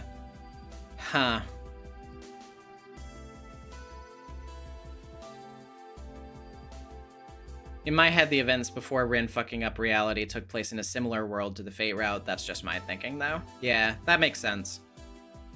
Interesting. Interesting. A chance for the losers to make a comeback? Oh. But Ilya, who okay, yeah. A chance for the losers to make a comeback? But Ilya, who decided that Shido won the war? I thought it ended without a victor. Ryder isn't saying that because she doesn't accept my victory. She's dissatisfied that the war had no victor and approves of me not being the clear victor. Who else but the Holy Grail? Whatever the outcome, the Holy Grail sees Shido as the victor. I'm the one saying it, so it can't be wrong. Get it? I understand. Then I ask you as the Holy Grail, how can we break out of this situation? Ryder's looking at Ilya earnestly. She must see the resumed Holy Grail War as a threat because it would put Sakura in danger. Hold on, Ryder, we don't have to do anything, do we? You say it's restarted, but the Holy Grail doesn't exist anymore. We don't have a reason to fight. Well said. Yes, Shido's right. It's true that something is strange about Fuyuki lately, but it isn't worth paying attention to. What's stranger is that servants are still here after the Holy Grail War is over. Feeling a little tense is hardly something to get hung up on compared to that. Oh, wait. God, sometimes it's still so hard to tell, especially with Ilya, because she can go back and forth in terms of tone. Strangers, but I think it's probably just a continuation of that. Stranger is that servants are still here after the Holy Grail War is over. Feeling a little tense is hardly something to get hung up on compared to that. Or, well... Yeah, even if someone were scheming something against Ryder and the others, it wouldn't change anything. You can fight them after all. Have you heard of the rule of the strong? People who stand out make enemies easily, but only the people who can protect everyone from those enemies are the ones that are truly strong. Cybernetic Silvers, I have nothing to say. I just wanted to give you money. Well, I mean, you know, that's totally fine. I don't, you know. I appreciate it very greatly. Thank you so much, my friend.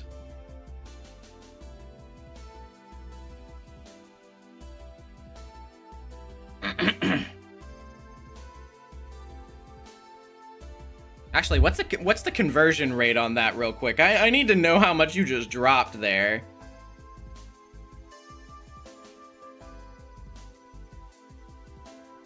Sorry, we have to.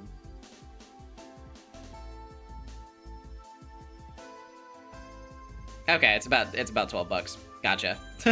See, it's always I have a very American dollars brain when it comes to numbers. So, you know, I'm always like, whenever I see something like that, I'm like, hold on, I need to make sure that I am like not underselling my reaction to this information. But thank you. I mean, either way, like $1 is $1. Like I still appreciate it greatly either way. So thank you so much. Can you imagine? Yeah, just like casually dropping $200 in somebody's lap and just be like, hey, yeah, you know, whatever. Oh, geez. I wish I had that kind of money to be able to just go around to people whose stuff I enjoy or like friends or whatever and just be like, here you go. No reason. That's like when people talk about like, oh, if I were rich, I'd buy a mansion, or I'd have like a billion maidservants in my house to clean my house or whatever. Like, literally, if I had a shit ton of money, I'd literally just spend it like by like giving money constantly to other people.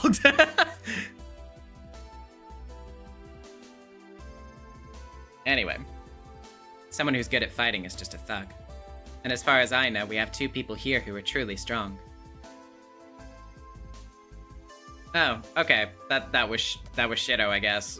Even though Saber slid in, sorry. Someone who's good at fighting is just a thug, and as far as I know, we have 2 people here who are truly strong. Yeah, Shido's right again. You're so smart today, Shido. Full marks. I'm glad you approve. Because I know you're just going to laze around all day anyway. Like I said, if there's a problem with it, it's with you two, Saber and Ryder. Do you want to start fighting again? Absolutely not. Though if Ryder challenges me... Oh, okay. They forgot the fucking quote at the beginning. Aniplex! Be better at script, please!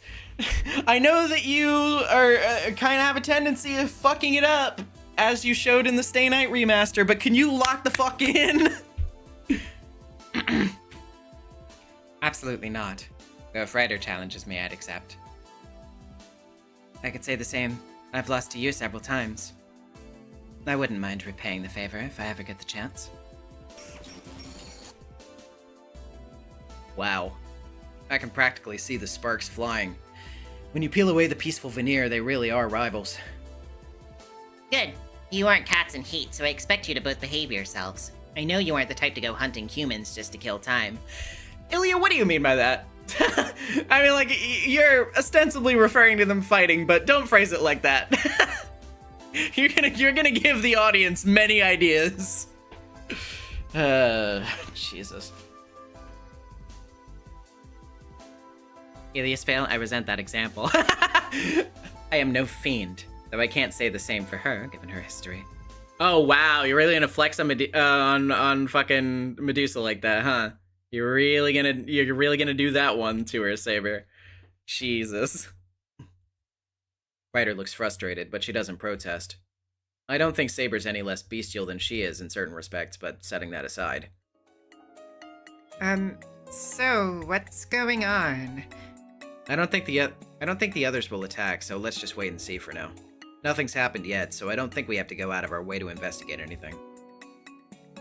Right. Oh, why don't we try asking the other servants? Maybe they've sensed something too. I see Lancer in town often. Oh, you do you? All right. Sakura makes an odd suggestion. Yes, that's right, Lancer from Deltarune. I see him all the time. Had to bring that one back.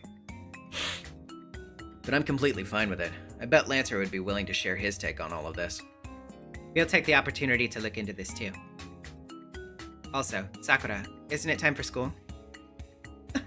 Oh, you're right. Sorry, I'll clean up right away. Now, cleaning up is my job. Please relax and go to school. Oh, okay. Thanks, Ryder. I'll leave it to you. Sakura cheerfully gets ready to leave. I still have about 20 minutes left, so I'll help Ryder. I'm leaving. Don't skip class, Senpai. Sakura hurries off to school. Morning's over, for now. Both of you, give me the dishes to rinse. I'll take care of them all once I get changed. Oh, okay. Wait a minute. That was Shido. Of course it was Shido. Of course he offers to take the dishes. Both of you give me the dishes to rinse. I'll take care of them all once I get changed. Thank you. To be honest, I'm not very good at washing dishes. Ryder isn't clumsy, but she sometimes can't control her own strength. She's a bowl breaker in a different way than Saber is. I'm just, God, imagining her fucking fumbling the dishes in the sink, trying to soap them up, and then she just grabs it, like, casually, and the whole thing shatters into a million fucking pieces. Oops. Tries to do it again. Like, sweeps up the entire thing, like, takes, 10 minutes to get all the broken glass off the floor, dumps it in a safe place, goes back to washing dishes. Oops. To repeat.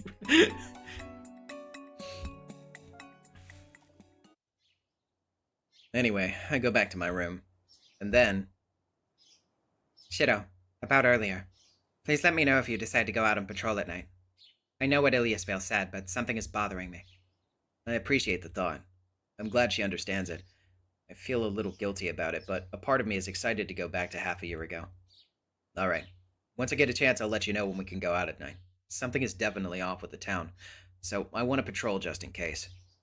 Though I can't even imagine going on patrol without you, Saber. Yes, I believed you would say that, Shido. Same here. If Saber accompanies me on patrol, I shouldn't die too easily. Yeah, it's too easily. I mean, it's still definitely very possible. I'm kind of I'm the kind that dies or nearly dies very often. The time is past 7:30 a.m. Now, should I go to school or relax at home? Things have gotten strange, but rushing won't help me learn anything. I'll look into it when I feel like it. Fortunately, I have 3 days off starting tomorrow. They're meant to be relaxing, not distressing. I just need to live my life without being too tense. Nighttime Holy Grail War 1 was the name of the achievement that I just got. Okay. So we got a little map here. So we got a scene with Fujine in my room. Let's see what's in town. Okay, and there's some scenes here as well.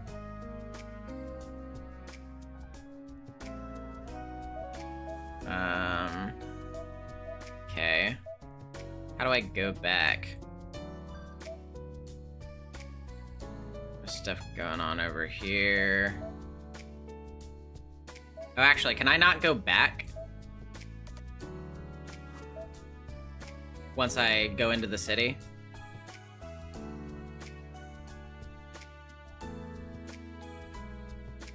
Because I don't see a button to go back to the house. Oh, well, actually, no, I can go to Emiya Residence. That's, yeah, okay, yeah. Okay, well, let's just start with, let's just go to Fujine, then. See what's going on with her. I want to talk to my wife! Well, I have some time, so I'll clean my room. It shouldn't be much work. I don't actually own a lot. Still, though. Strangely, my things have piled up day by day. It's like having a rabbit that gives birth to a litter every time you take your eyes off of it. Is it a rabbit or a mouse? Anyway, I know the cause. I know it very well, and there's nothing I can do to stop it. I can at least vacuum the place. But I already know that if I get out the vacuum cleaner, I'll want to vacuum the neighboring rooms and won't be content until I've covered the entire building. This is supposed to be relaxing. I need to draw the line and stop somewhere. I push the vacuum cleaner around. I've found the cause of the increasing stuff. Or rather, the hoarding. Just as I was wondering what she brought today. Hey, what you doing, Shido? Vacuuming. Got it. Well, I'll see you later. Hold it! Don't just drop a box of junk in my room and then leave. What's that, Fujine? Oh, just something I thought you'd need for your winter hibernation. Ha. Do I look like I'm really that type? Also, junk wouldn't help someone hibernate. Fujine, this is my bedroom, not a beaver's dam. Maybe a crow's nest would be a better metaphor. It does look just like one, now that you mention it. Crows these days are no joke, though. They're wild in every sense of the word, and they even build their nests out of laundry hangers. They even use hangers in their nests? That reminds me of a puzzle game. Crows are supposed to be smart, but they're adaptable, too. Anyway, my point is, my bedroom is not a storage space. The shed in the yard has already turned into one of Fujine's storerooms. I won't let her take over this space, too. I wish she'd build a nest in her own house. You planning to hibernate in my room? Do tigers hibernate? Bears do, but tigers don't, I think. Is she saying she'd hibernate if she found out the tigers do? Actually, I can imagine her trying to pull it off.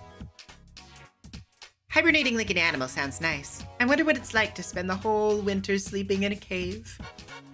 Well, you'd have to eat a lot in the fall, and you'd be all skin and bones come spring. So you mean I'd get to scarf down as much as I can during fall when everything's ripe for the taking and wake up in the spring with a successful diet? Man, I sometimes wish I'd Oh, wait, no, that's not in quotes. Man, I sometimes wish she'd hand over some of whatever it is that keeps her so upbeat. Now I actually want to try it. What about your job? I can just take winter hibernation leave. That doesn't exist, huh? Just use your paid time off during winter break. And then bury yourself under the kotatsu. I hear it turns people into lazy bums. So, Fujine, that looks like a box for persimmons, but what exactly are you keeping in there? Persimmons, obviously. Well, I suppose... Wait, no. Are they actually persimmons? It was such a pain to haul them over here. Thanks for doing that, but why are you putting them in my room? The kitchen's too cramped, so I was looking for a place to park them, but I also don't want to leave them where nobody is around. They'd be forgotten, right? So I decided your room was the best place for them. I see. But Fujine, didn't you put a bunch of mandarins and watermelons in the living room before? I did. But now that Saber and Sakura are around, I feel bad making a mess of the living room. How incredibly thoughtful of you. So, what made you think it's okay to make a mess of my room? Ha! I used the vacuum cleaner as a tool to open the box. Inside, I see rows of bright, glossy persimmons. I figured you'd need some feed if you're going to hibernate. Oh, wait. Yeah. I figured you'd need some feed if you're going to hibernate. I already said I don't hibernate. This another gift from the Fujimura group? Yep, we've got a ton of them. They must have really gotten a big shipment in then. For whatever reason, they get so much fruit every season that I wonder if they're bound for some farmer's market.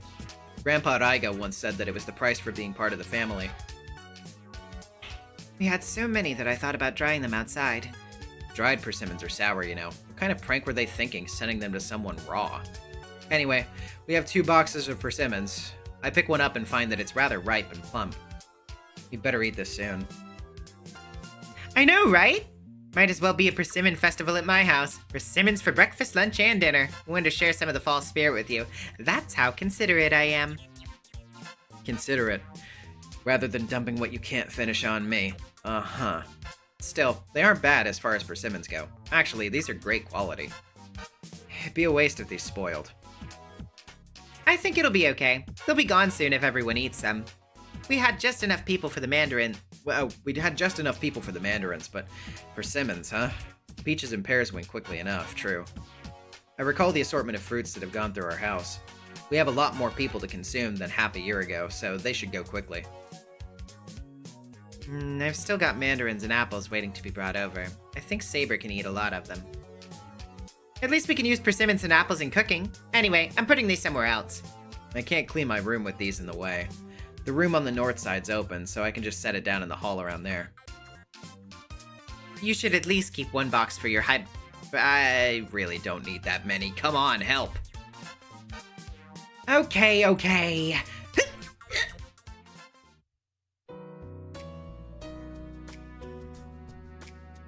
Also, Resumption Mimicry. That's an interesting name for this, too. Okay, let's go into town. Says go to the Emiya residence like there's something going on here, but maybe that just generally appears for the Emiya household. But there is something going on at Ryudo Temple. Ah ha ha! Caster! I see, wait a minute. Is there anything else going on over here? Actually, okay, yes. So, I don't know, chat, what do you think? Do you want to talk to Caster first, or do you want to talk to Lancer first? Seems like they're both about equal importance. Also, Philip with the 8. Quick rundown of the setup. New events are optional, while exclamation point are story related. Prioritize the former so you don't miss scenes. Okay, gotcha. So, wait a minute. So, these are both exclamation point scenes, so it probably doesn't matter which one we do first then. I saw Lancer, so let's do Lancer. There's a familiar face at the port. While Lancer can show up anywhere, he's actually a regular with his hobbies in the afternoon like this. Now, how should I call out to him? About the Holy Grail War! I need to check his intention first, after all. He is the type that falls clearly into combative among the servants.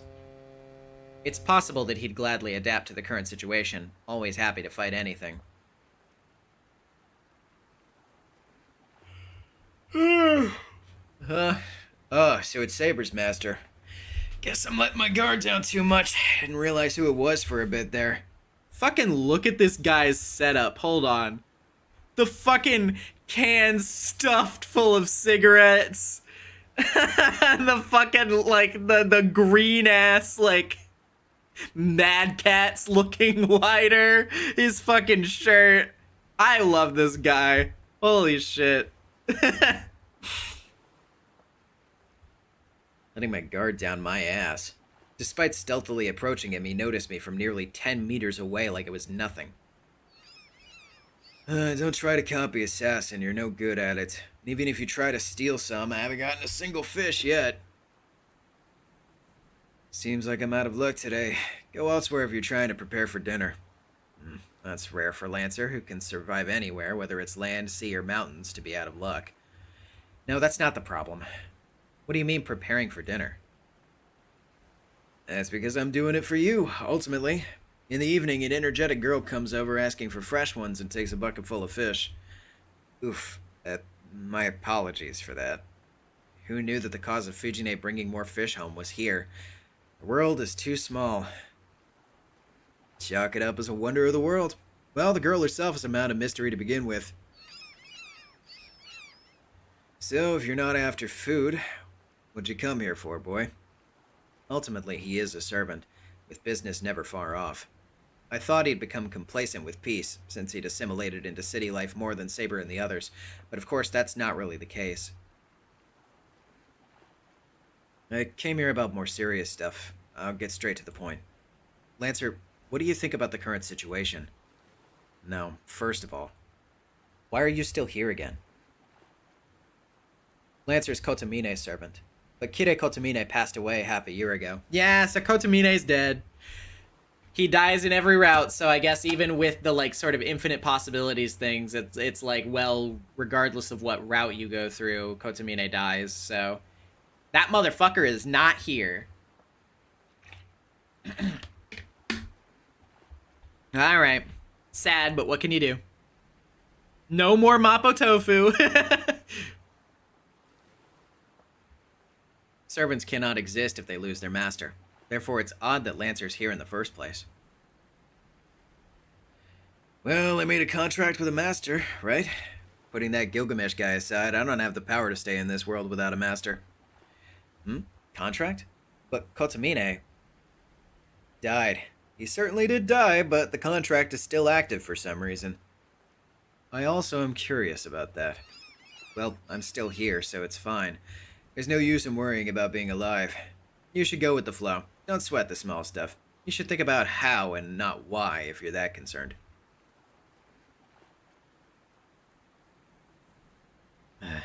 What he said opens my eyes. His whole, I'm well aware that the current situation isn't normal, but what about it? I'm just me, so I'll do what I want mentality.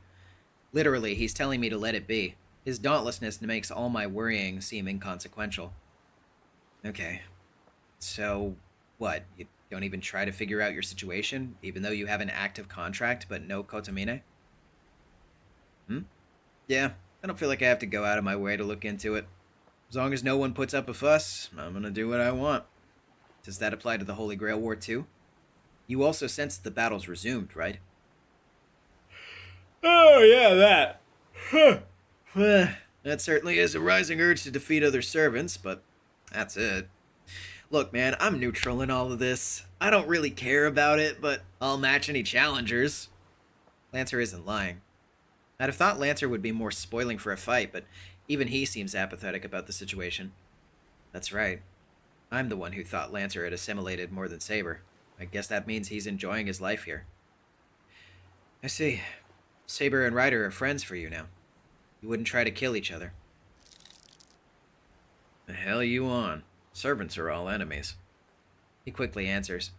The same ruthlessness as when he nearly killed me half a year ago. Oh. You get along with anybody, yet you're saying that everybody is an enemy? Stupid. That's something different.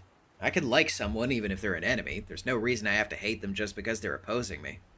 My jaw drops. I was already amazed by how bold he was, but this blows me away on a whole other level. I'm beat. You're amazing. Some kid's praise isn't gonna do it for me. Are we done talking? I'll go back to fishing then. I have a feeling a good one will come soon. Lancer returns to fishing as if nothing happened. I leave the port, satisfied with the answer that I got. Oh, but does that mean... Lancer said that there's no need to hate enemies. Those feelings in the battlefield are separate. But on the other hand, that means if Lancer were facing an opponent that was a family or a loved one, he'd still kill them without prejudice.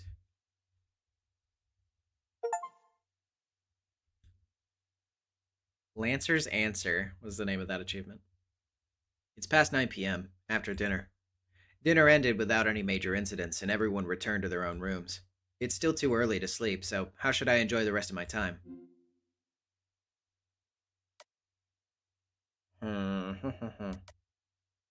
Okay, so, am I to assume that your earlier suggestion, Philip, still applies here?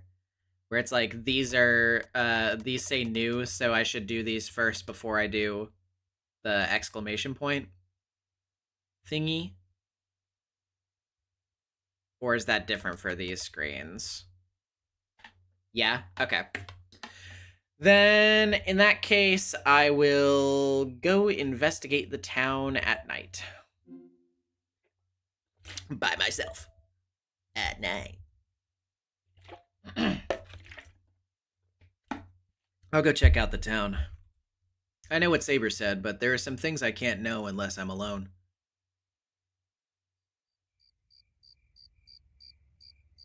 I slip outside, doing my best to stay unnoticed. It's peaceful around the Emiya house. Not a suspicious figure in sight. I see. So, it's recreating what happened half a year ago. Why did I go outside alone, you ask? Why didn't I ask Saber for help? An outside observer would be able to understand. No matter how little danger there is, any rational person would know better than to venture outside alone. Just because there aren't any enemies around doesn't mean that there isn't something strange going on in town. Apparently acting alone is only useful as a fishing strategy to offer myself up as bait. Speaking for myself, I know it's bad that I don't even know my own intentions until I act. I just made this choice on a whim, but, well, everything is a learning experience. I start walking, staring up at the night sky. I can just go back to the house if I sense danger and hole up in my room until tomorrow. I gaze at the moon. The moonlight illuminates the darkness, making the air seem clear and serene. Now then, I hope I can find something so out of the ordinary that even a blockhead like me can understand it. Wow, okay, there's new shit everywhere.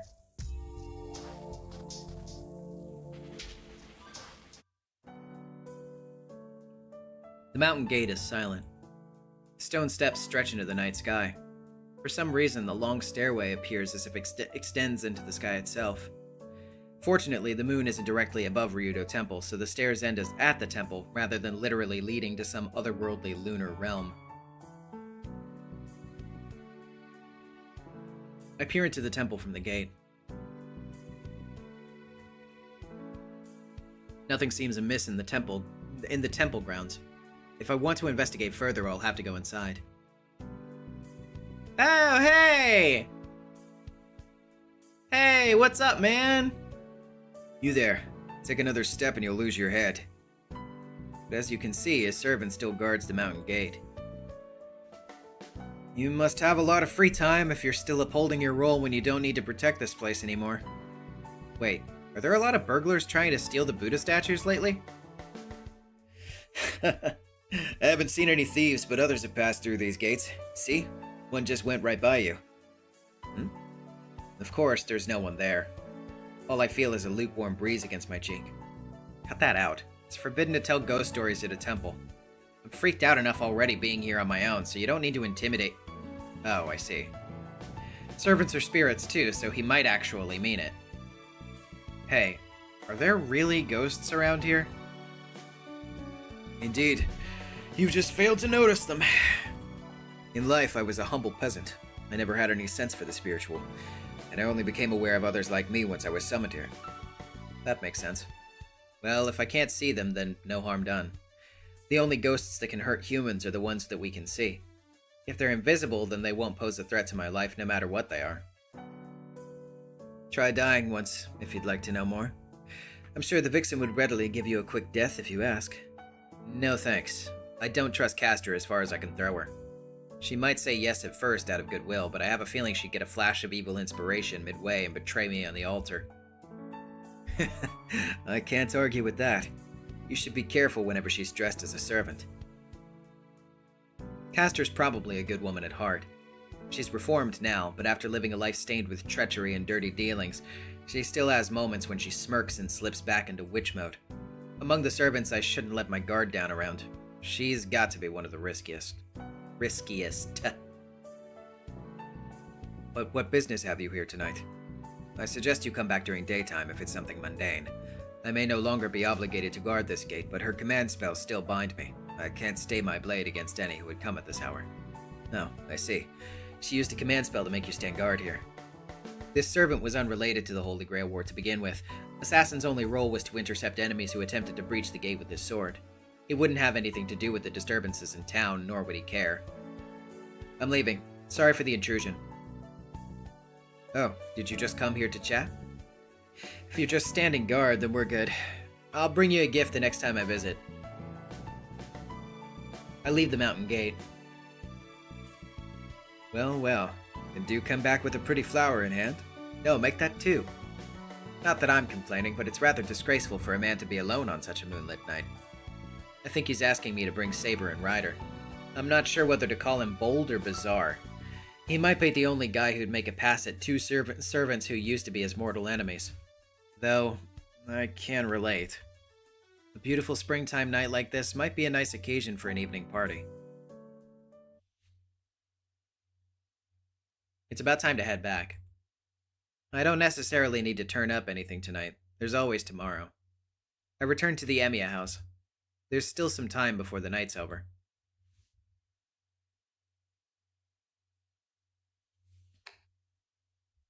The day is over. I lie down, splay out my arms and legs, and let the fatigue overcome my body. My mind sinks into the calming numbness of sleep. I feel so free. It's a bad omen, so I can't trust the break in my consciousness. Sleep's a rite of passage to end one day and begin the next. Everyone returns to the hollow of memory. I sink and relax into the abyss. Now, what's to do tomorrow? There's a lot to think about and do, but I can decide tomorrow. For now, I commend myself on a good day's work. This is also the inception of the Carnival Phantasm joke of Assassin never getting to go anywhere because he's stuck at the temple. That's fun. Alright, let's go into town again. Okay. Okay, so interesting. The writer scene is gone.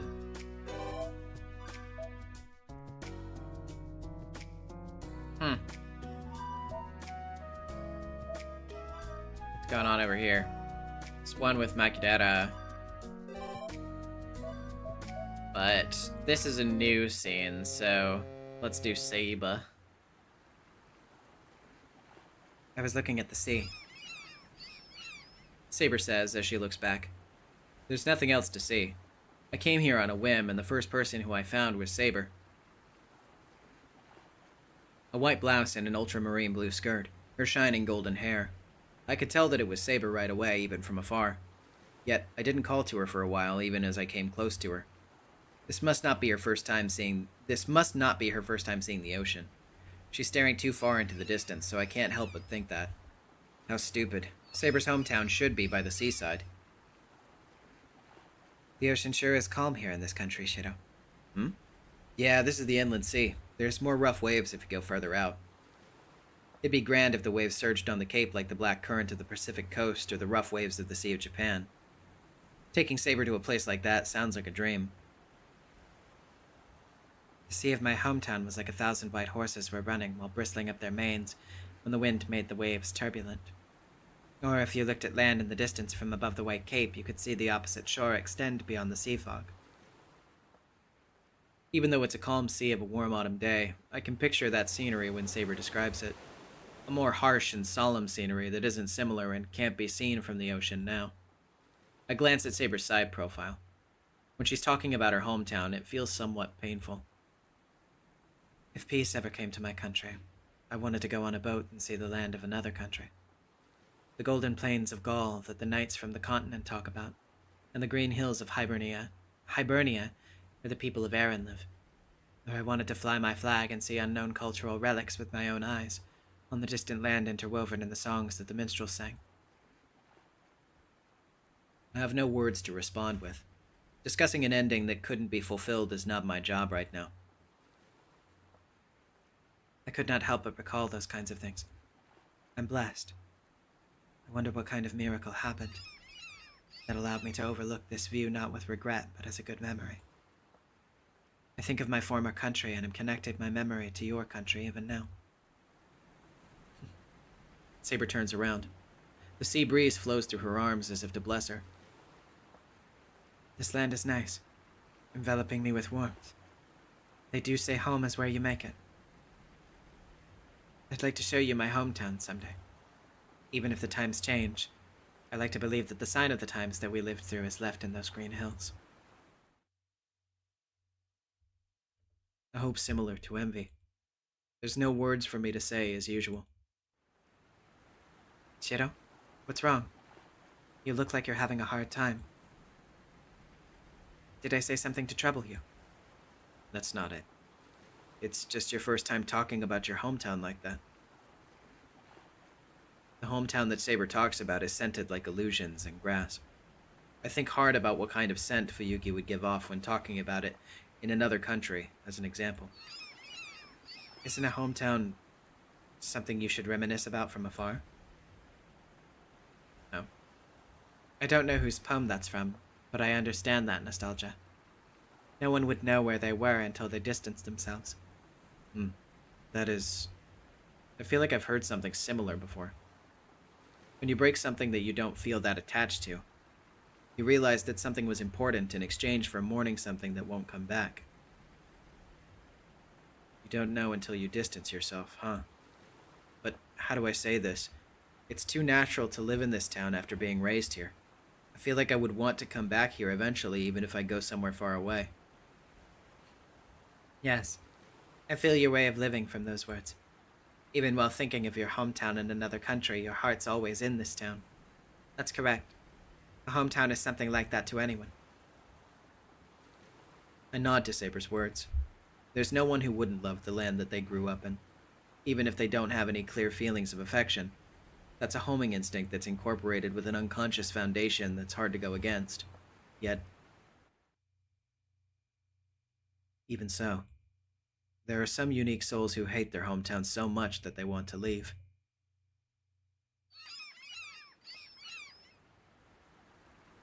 It might be because of the strong sunlight. I feel like I'm getting a bit dizzy. Since Saber was at the port for once, I got caught in my thoughts thinking of something out of character for me, like about my hometown. Alright, for a change of pace. Oh yeah, you like fish, right, Saber? Yes, I do like them if you disregard specific ones. Could there be a fish market here, Shiro? No, there isn't. Oh, but autumn fish sounds good too, like yuzu or ansori. That's the essence of Japan, yes. Thus tonight's menu was decided. It'd be good if there were some that were fatty, but, well, any fish during this season would be good no matter what. And bringing out the flavors up to the skill of the chef. However, it's only in times like this that there's no one fishing all day. Ow, sorry. Hit my elbow. I'm looking forward to it, Shiro. Yeah, I'll do my best. You have somewhere you need to go? No, not particularly. Let us go back soon, Shiro. I leave the port, being urged by Saber.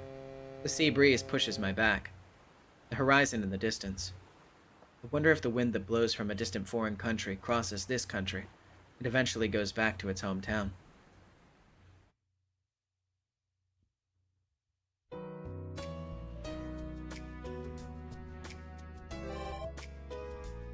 Okay.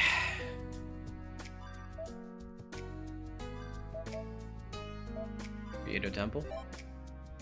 What the hell's going on in the back forest of Ryudo Temple?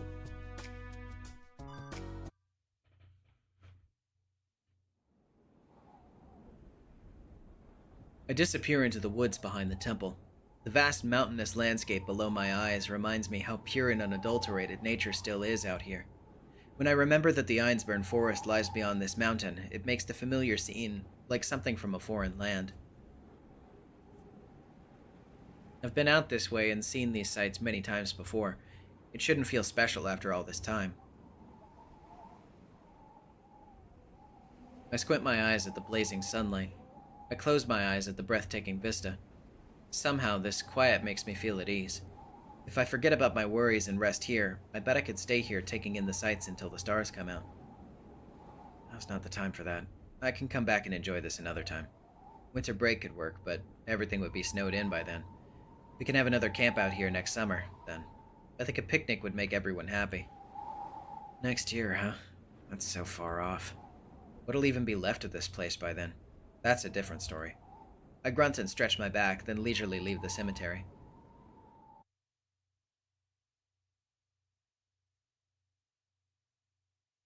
Okay. Yep, that's text we've already read. So we can continue to investigate, I suppose.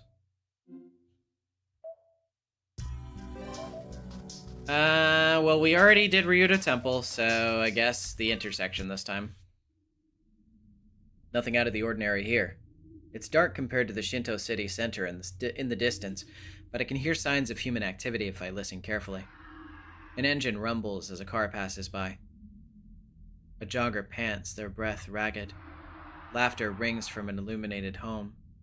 Oh, okay, let's get the filter back, yeah. A jogger pants, their tongue sticking out of their mouth. Now then, maybe I should be getting home. What the fuck was that? What the fuck was that?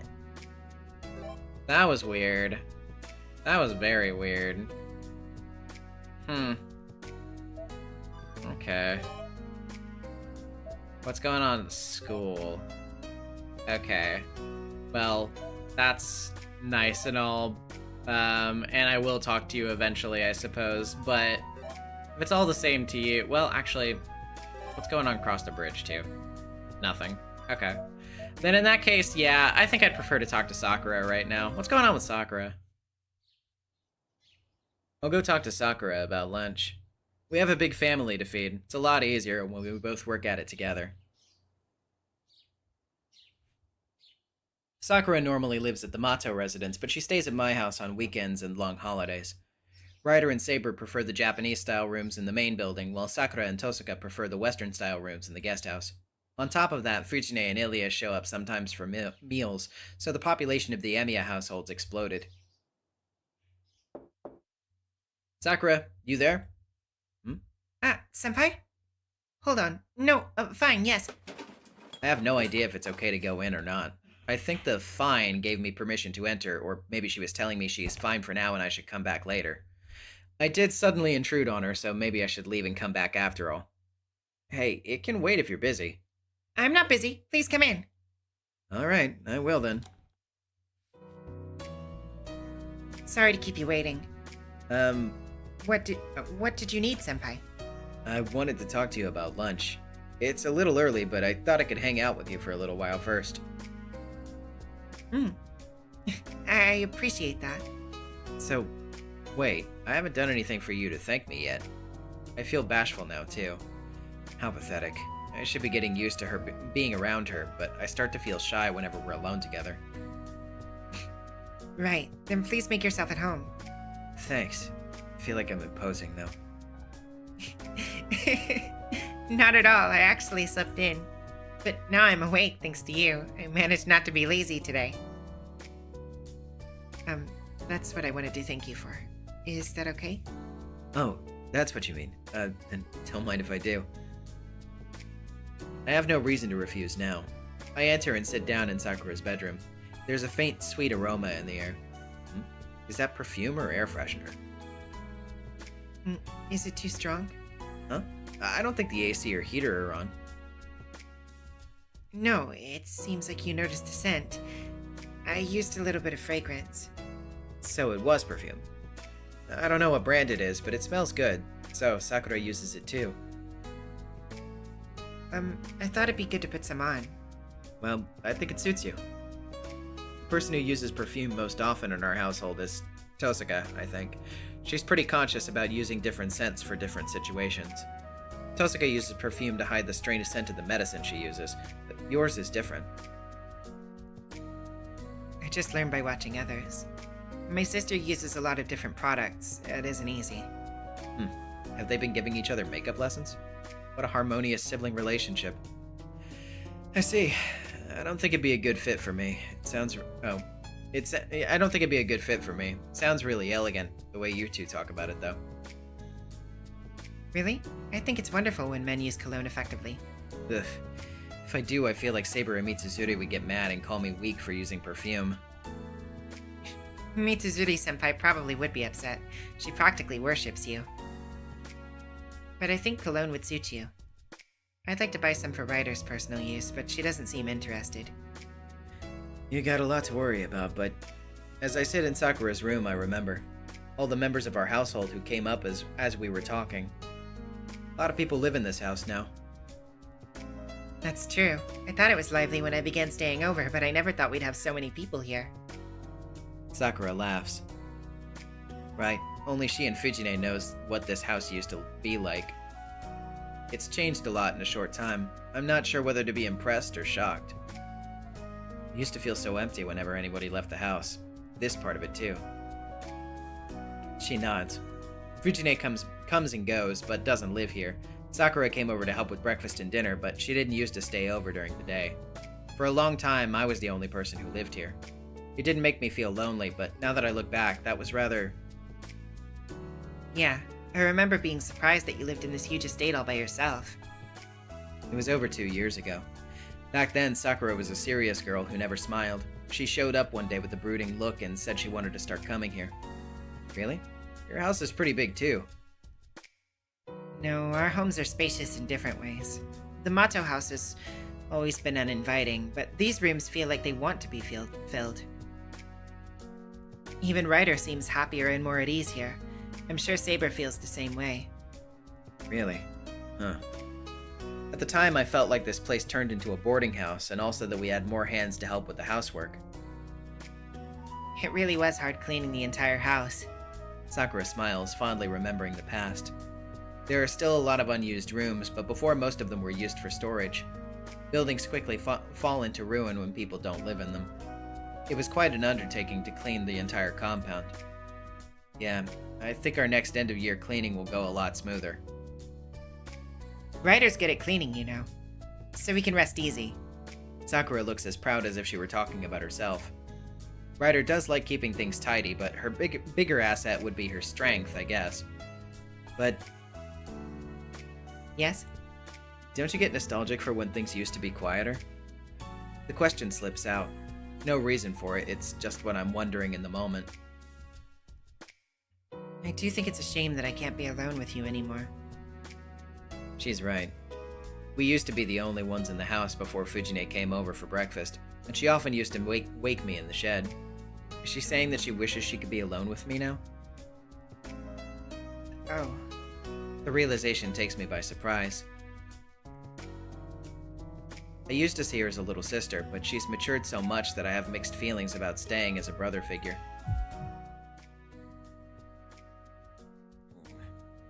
In an attempt to avoid eye contact, my eyes wander over to the bed. But you know, it's good that the house is so lively. We get to cook a lot, too. Yeah. It's a bit of a hassle having to take turns in the bath, and there's a lot of laundry to do, but I'm totally fine with it. Yeah, let's do our best to make it work.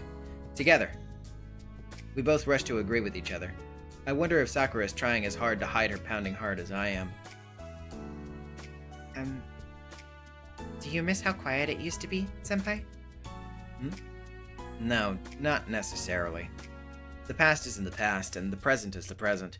Each have their pros and cons. No, that isn't true. I don't have a single bad thing to say about life right now. Yeah, I think things could stand to be a little more exciting, actually. Wonder who's going to move in next. Issei? It's hard to imagine him coming all the way down from the mountain. You never know. Even Tosuka's been coming over recently. Do you think Ilya or Miss Fujimura would move in? Ugh, Ilya would have a hard time. Her maids would have to come with her, so we'd have to suddenly accommodate 3 more people. We're almost at capacity as it is. Then I lightly slapped my thigh in realization. Either way, Sakura. Yes? Our kitchen team has a big responsibility no matter how many people live here. Let's give it our all. The number of cooks won't increase even if the residents do. We actually used to have too many cooks compared to residents. Yeah, it's a good chance to show off our skills. They say appetites grow in the fall. Yeah. Please teach me even more, Senpai. I'm starting to get a little hungry after this chat. Maybe it's about time. Sakura, what should we do for lunch? Let's think about it in the kitchen. I'm sure we can make anything together. Oh, sure. I'll check who else will be having lunch with us. We stand up and leave Sakura's room together. It's a typical unremarkable morning. Our warm, uneventful days have been passing in peace and quiet.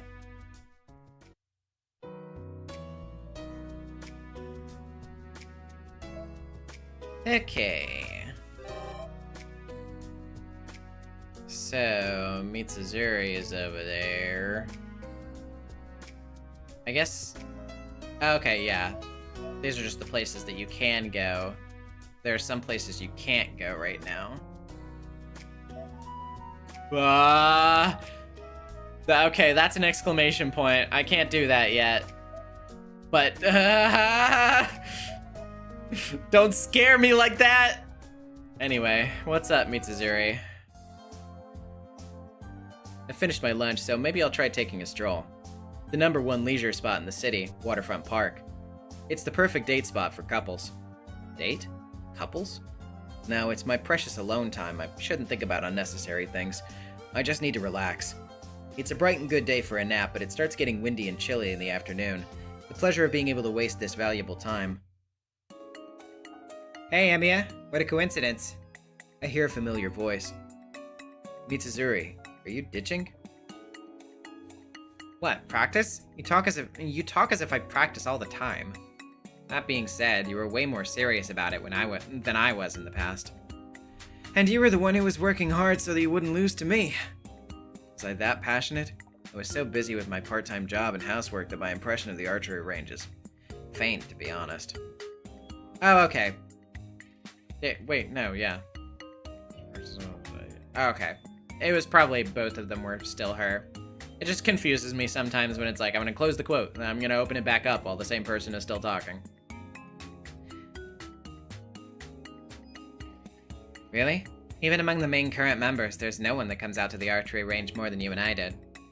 You're working a part-time job, and you're helping out the student council for some reason, so we were wondering when you'd have time to have fun. Aren't you also like that too? My work and play mode are distinct, so I get refreshed where people won't see me. I also keep my studying, part-time job, and free time separate. I don't know about that. I also keep my studying, part-time job, and free time separate. I don't know about that. Instead of work and play, you're like work, work, work. Mitsuzuri laughs in a refreshing manner. People say to keep a good work-life balance, but in actuality, I don't really know how. Resting is also part of work. That's what I thought, but you seem to be having fun like a different person. Do you have a date or something today? You waiting for someone? Ugh. Just as I was thinking she's unnecessarily sharp, she says that. Going on a date? Well, I can't say that I don't go on them. Hold on. Doesn't the way you say that make me sound like Shinji? He has too much fun. Well, if you act a bit more like Shinji, that would make me feel a bit better. The difference between being disgusted and relieved is subtle. Well, she's also by herself even while saying that, too. So, you're in the middle of meeting up with someone for a date. Me? With who? Where? Why don't you try bluffing and act like you have a partner? Can't you react in a cute way like that? What's with you, Emiya? Before you just act cool and say, I see. Do you now love soft girls that are into dates or something? That's not what I meant. Either way, you're by yourself. Likewise, but I see. Mitsuzuri nods repeatedly. As though eventually convinced, she claps her hands together. Alright, this is also fate. Go out with me instead of Tosaka. What? Me going out with you? I'm saying to go out shopping with me. Well, it's rare for you and me to be together, so keeping me company like this isn't bad once in a while, right? What came back in response to my murmur is a rather manly reply. In fact, I feel like Issei has more feminine euphemisms. What does he mean by that? What is he saying? As I'm convinced about that, Mitsuzuri pouts in dissatisfaction. What, am I not good enough for you? No one said that. Yeah, you always have Mato, Tosuka, or Saber by your side, so I'm not enough to fill their place. You're too picky, Emiya. Do you understand that much? Here's to giving up on you, kid. If you desire someone beautiful, I'll introduce you to Ryder. What? She shuts up as I mention her weak subject. How do I say this? It's more like Ryder wants to rent Mitsuzuri. That's fine. First of all, Ryder isn't yours, but Mato's chaperone.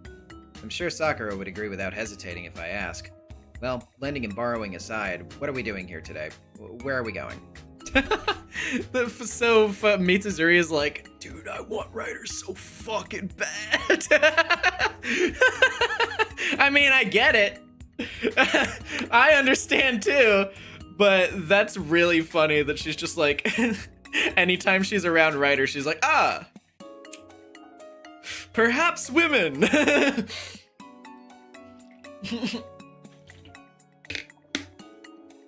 Handshake. The conversation seems to be going in a weird direction, so I turn the steering wheel with force, or rather turn it back.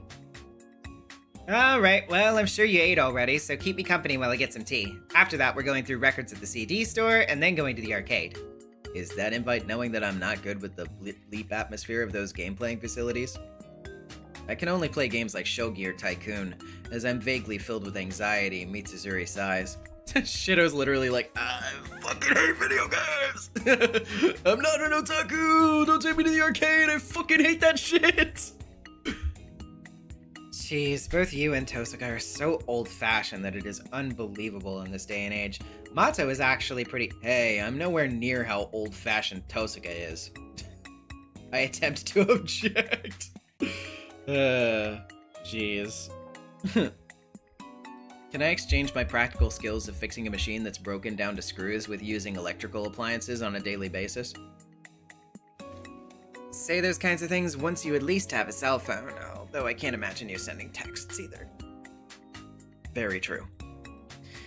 I guess I should have a cell phone after all. Miss Neko tells me that every time I see her. Mitsuzuri looks at me in confusion hearing Miss Neko. The person at my part-time job, Fujine's classmate from long ago.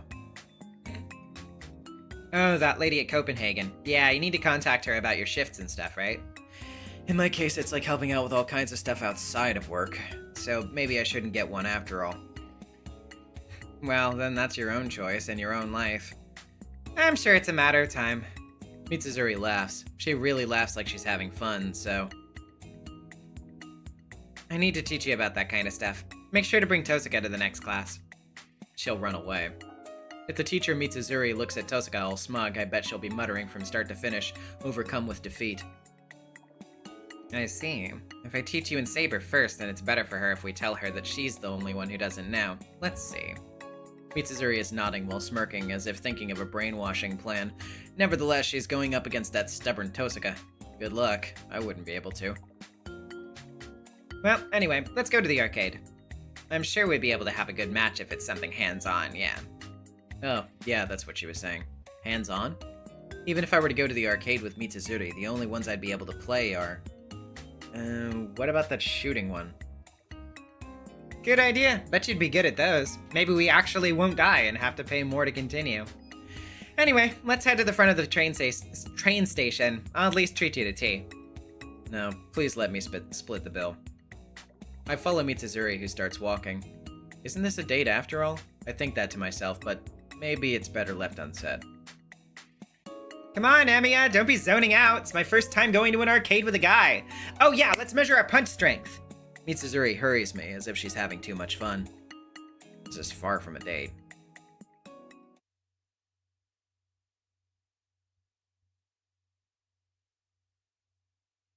It's past 9 p.m. after dinner. What do I do? Let's investigate the town. By myself. Then yeah, let's go to the... I don't know, what do you guys think? North or south? I'll choose the first one I see.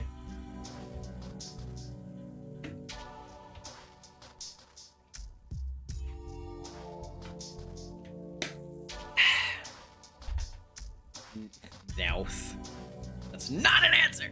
That's not an answer. North. Okay. Bird said north. Let's go north. Nothing out of the ordinary here. There's zero foot traffic, and I can hear the bustle of family life coming from inside the houses. The town is the picture of peace, and this moonlit night's the perfect time for an evening stroll. Nothing out of the ordinary. Guess I'll move on. I leave the Japanese-style neighborhoods behind. What was that? Once I do, I spot a few pedestrians in the corner of my eye. The brief sight leaves a faint impression in my memory, as thin as origami paper. What the fuck was that? You just saw the beast! The fucking shadow beast! Ah, yes, of course, the shadow beast of the neighborhood. I don't pay attention to that. That's normal. Okay, so there's Ilya. What's going on over here? It's Castor again. Okay. So, yeah. So what's you guys' vote? Should we talk to Castor or should we talk to Ilya? Either one is a new scene, so it's not like we're worrying about advancing the story right now.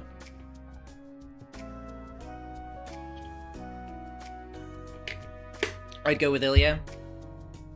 Okie dokie. After a long trek, I finally arrive at the forest outside of town. It should take me about 2 more hours from here to reach the Einsburn Castle. I'm starting to become familiar with that place. Something tremendous is blocking the entrance to the forest. The fucking frame of Berserker's ass just like right. Oh my god. The fucking Berserker ab jump scare. Jesus Christ. Hello? Wait, is he talking? Can I ask what you're doing here? Okay, yeah, okay, say it. It's Shido. Hello? Can I ask what you're doing here? He doesn't answer. I can't even tell if that's a yes or a no. Are you standing guard? Do you mind if I go into the forest? I need to see Ilya. He doesn't answer. He doesn't even grunt or shake his head.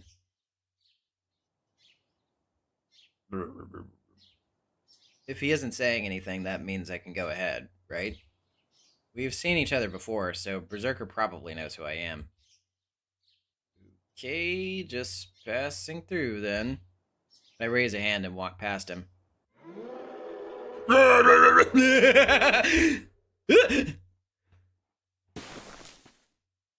The monster roars, the sheer force of his voice declaring that he'll hurl me back into Miyama if I take another step. Is that a problem, sir? Are you telling me to leave for today? The greater Berserker starts to rage even more. I have no idea what he's trying to say. Someone please interpret! Not the most perceptive guest, are you?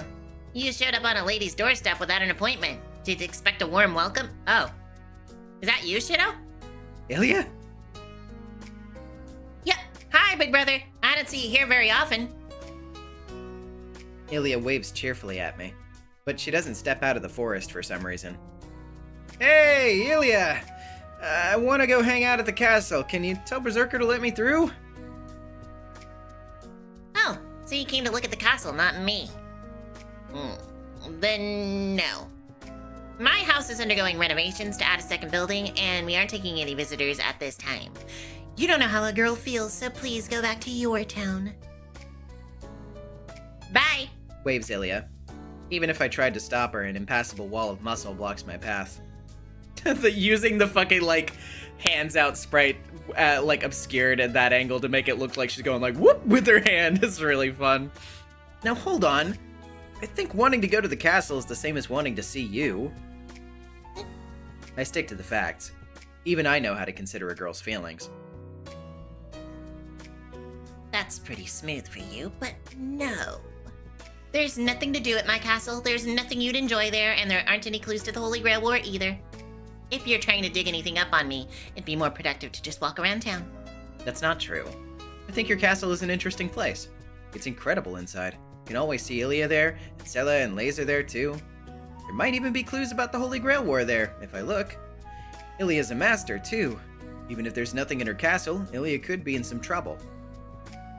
I can't tell what you were thinking. It is written all over your face. I don't really want you to come. But I know you'd keep trying even if I said no.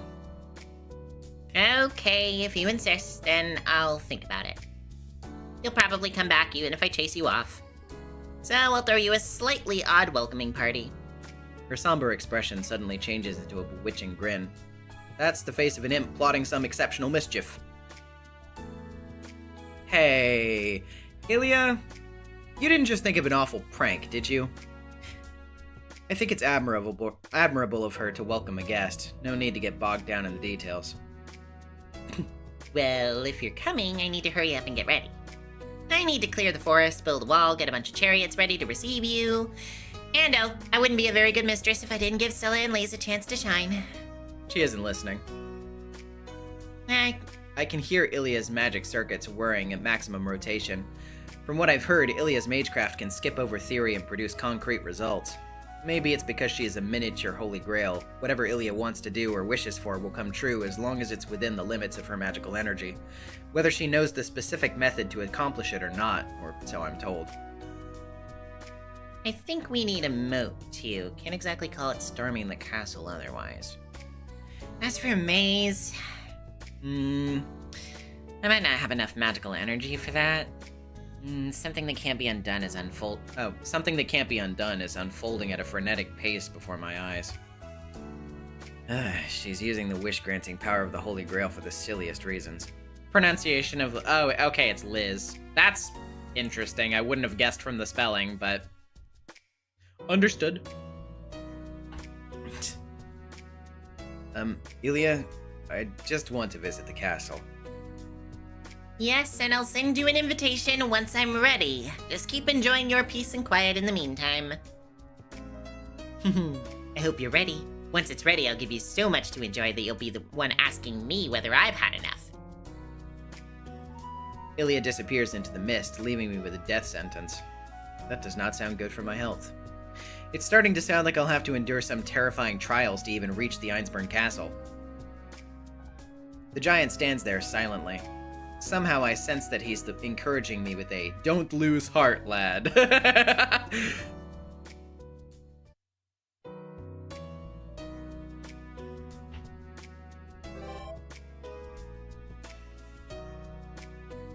Okay.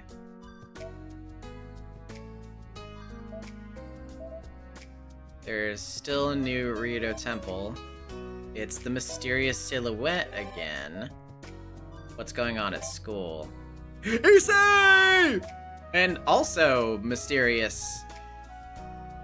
But Issei! Let's talk to Issei. I spend time absent-mindedly in the student council room. Gold moves to 82 and captures the bishop. Wait, would this be 2 extra moves? Issei must not have any work either, as he's enjoying an old magazine of shogi puzzles. It'd be good if there was a shogi board in pieces, but there's no such equipment in the student council room. It's Issei's policy to try not to bring in recreational goods at all because it'd set a bad example. I've also been enjoying the crossword puzzle published by the newspaper club. 100 battles from Taika Fujimura's past, but it's more bleak than fun because of its genre. Can't this night get out of the way? It's an eyesore. Give me some tea, Emiya. Make it hot enough to make my brain tingle, will you? Alright. Oh, there's some red bean jelly left. Do you want some? That's a tempting suggestion, but I shall wait till my break at 3. I must maintain a regular routine with snacks. Apparently right now isn't his break time. 30 more minutes until 3. Must be the quota that he's imposed on himself, as he seems to have the intention to solve the third question of the advanced shogi puzzles. We both immerse ourselves in our own ways of killing time. When the 4 p.m. bell rings, Issei nods and locks the safe. What was that, Issei? This? It's the report of what kind of projects there will be at the cultural festival. It's divided by class and club. Oh, okay. So why do you put that in a safe? To keep robbers away? Something similar to that. As a matter of fact, the deadline to report projects for the cultural festival is today at 4 p.m. We won't accept any reports after that, no matter what the reason is. Therefore, any classes or clubs that have not decided their project for the cultural festival at this point cannot participate in this year's cultural festival. I see. So, 4 p.m. was the deadline. Yes, that's why we were staying in the student council room, even though it's the weekend. So, that's the reason, Emiya. We've finished today's duty. So that's the reason, Emiya. We've finished today's duties. Why don't we go get some sweets at Shinto on the way home? Issei happily gets ready to leave. Hobanyaki again? You like it too, huh? Of course, I love it too, so I gladly get up from my seat. But cultural festival projects, huh? I wonder which club hasn't decided yet.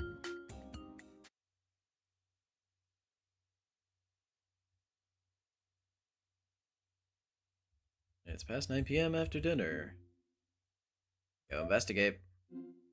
By myself. This time it has an exclamation point, too. And it didn't give me any other options, so that's interesting. The moment I decide to step outside, I feel unwell. Is it a gut feeling or familiar terror? I know it's time to leave, but I feel a little timid. Better go see what's happening around town. I get up and reach for the sliding door. Just before I depart, I take one look back at my room and engrave its sight into my memory. Oh, that's not foreboding at all. The night's frigid. As soon as I step outside, I feel as if I've been thrust into a different world. The only part of it that feels real is the Emiya house, while the rest of Fuyuki flickers like a mirage.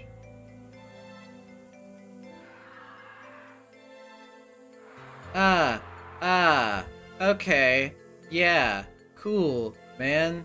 That's totally, definitely not concerning in the slightest. Wonderful. Disappear. I can hear bestial panting through the mist. There's no sign of anyone in town. I don't know who's responsible for this situation, but they've finally shown their true colors.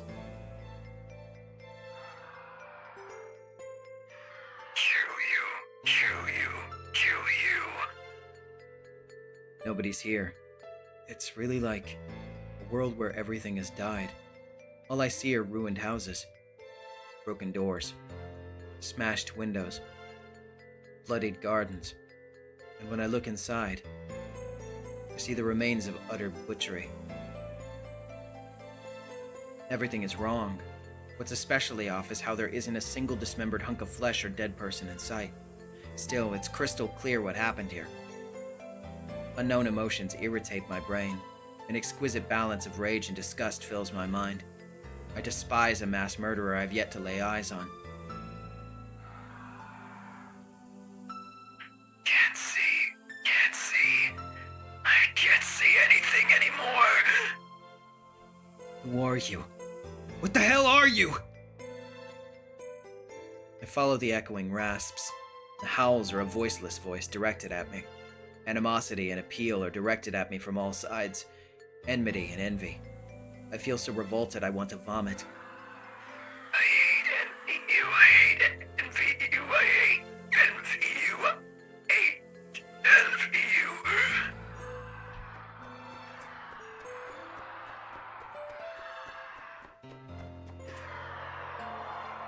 Howls turn into roars. Sorry, excuse me. As much as I want to deny it, the thing that's howling is right in front of me. What the hell? I've seen this somewhere before, but I can't recall where right now. Just a little longer. Once midnight passes, I'll remember if someone tells me. It creaks and howls. It's in a frequency outside of audible range. The thing howls in a voice no human can hear.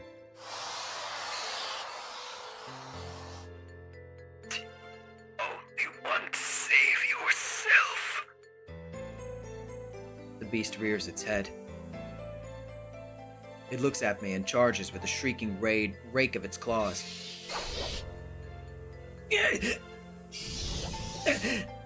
I leap backwards out of the way. The beast wildly swipes at me. If those guillotine-like claws get me, I'm finished. But this isn't my first rodeo. Compared to sparring with Saber, this is child's play.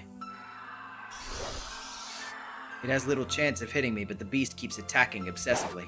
With each attack, the swings become fiercer, and it seems like there's no end to them. Only you, only you, only you. It spits its words, voice darkening by the moment.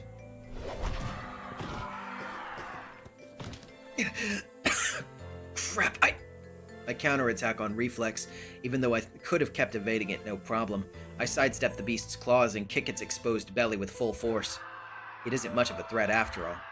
The unknown beast rides on all fours, unable to get up.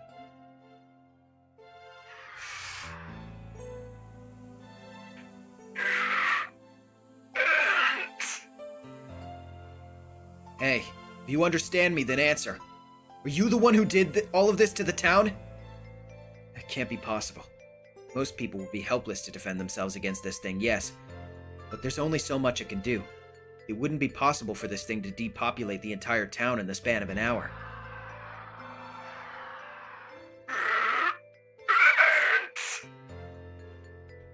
You still don't get it. It's not what I'm asking you. I want to know, just as I'm about to say, who you are. Huh? I realize that it's smothering everything around me.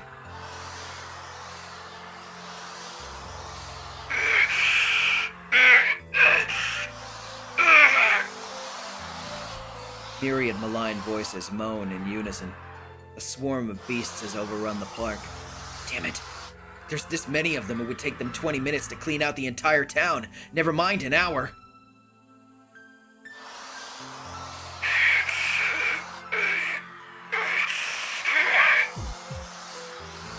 The snarling tsunami rushes in at me. It evokes an image of a corpse overrun by ants, or a dead man dropped into the Buddhist hell of a mountain of needles. Those claws will tear me to ribbons. They'll skewer every inch of my body from my skull to my eyeballs. I press my hands together in prayer. There's nothing left I can do now.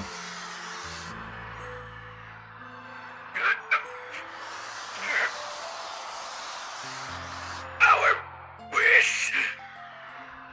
Shut up. If you're gonna kill me, just do it already. You just keep flailing around like an idiot. If you've got something to say, say it! Can't you understand them? They're telling you to grant their wishes.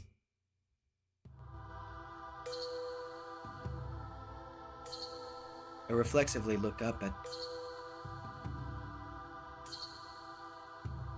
the sound of a beautiful silver voice. In the midst of a savage sea that threatens to bury the world,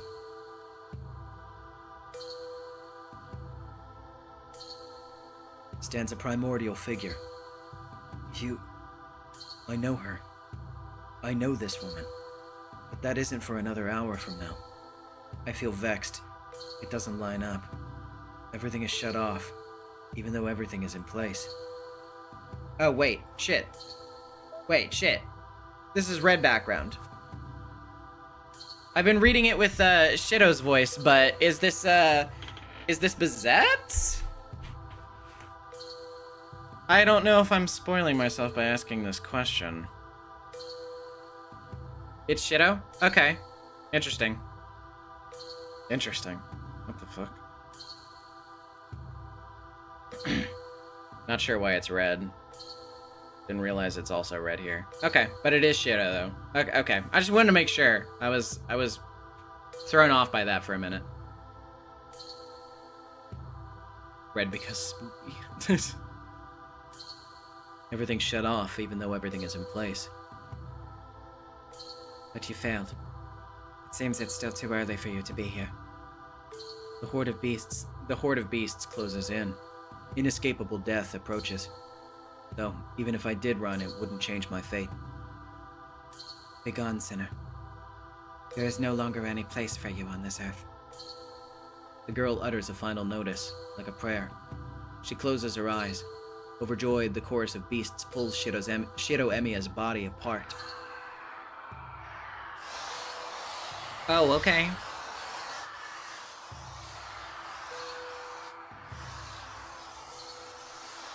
Oh my god.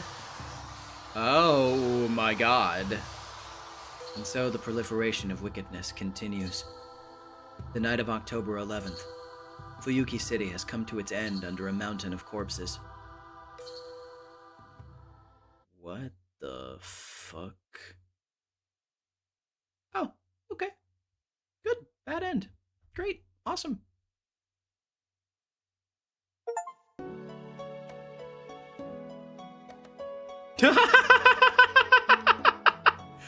Really?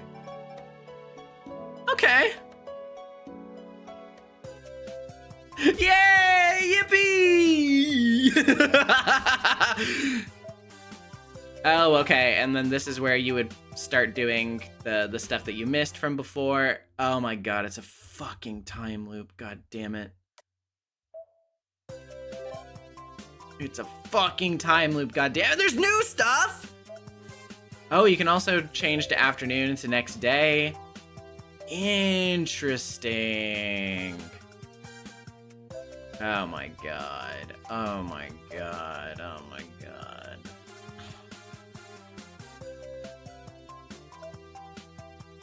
Alright. Okay.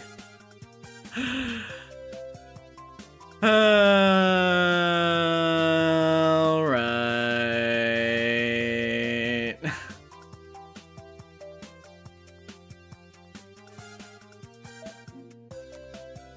Well, we're still probably going to be focusing on new events first before we get to the story shit, as is the suggestion. But we've been going for a little over 3 hours now, so I think that will be where we leave off for the night. But stick around for art and stuff, because we'll still be doing that. Give me just a moment to bring it up. Oh, and don't forget the special menu. Oh, yes, okay. Let me look at that real quick. What is this? Oh, hello. The great gods of the shrine, if various disasters and bad or impure events were to happen, we graciously ask you to remove and purify us. Welcome to Tosaka Shrine. Here, I will teach you the proper worship etiquette of the shrine. It is important to cleanse your body so you do not appear rude before the gods. Of course, your worship etiquette and clapping your hands together in prayer is also important, but what's more important is offering money. You need to offer money no matter what! The amount of money you possess will be displayed on the bottom left of the screen. Using the money you have, you can buy omikuji, which are slips of paper with random fortunes, and ema, which are wooden plaques that the wishes are written on. Oh, look, she has the fucking jeweled sword, too. Omikuji is 100 yen per pull. The fortune ranges from very lucky to great misfortune. The topic of the draw includes career, love, studies, travel, lost items, etc. If you're not satisfied with the results, you can redraw as many times as your budget allows. Although it's debatable whether it would be worth doing so many times. The price of each ema varies. It will show the price if you hover the cursor over the ema, so you should discuss with your wallet and choose. The tachiya, or standing art, along with the model sheets, and other images that are used in this fan disc are drawn on the ema.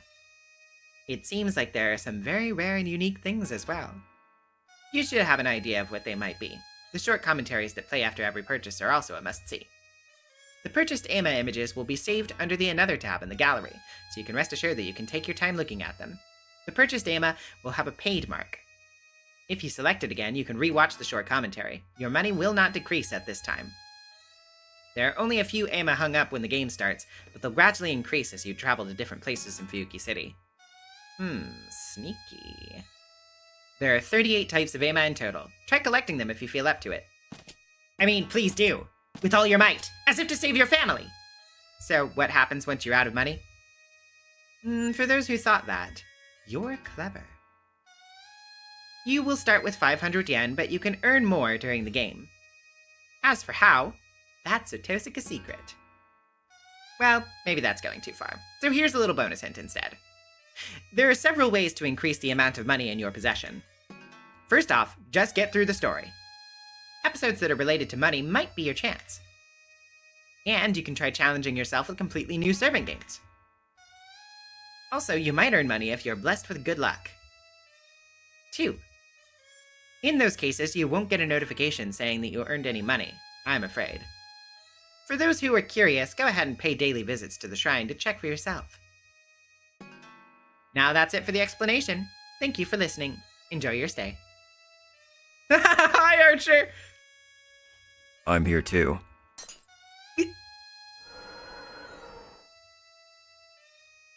Okay, so focus on the AMAs then. Oh wow, that's 1,000. I don't have nearly enough fucking money for that. Well, let's get a 201 then. Oh, that's cute. I like that. Promo art number 2. I'm curious about that tulip hat on the bottom right. You already know what it actually is. Would you ever put that hat on your head? Hard pass. I'd give it to someone who can wear it better.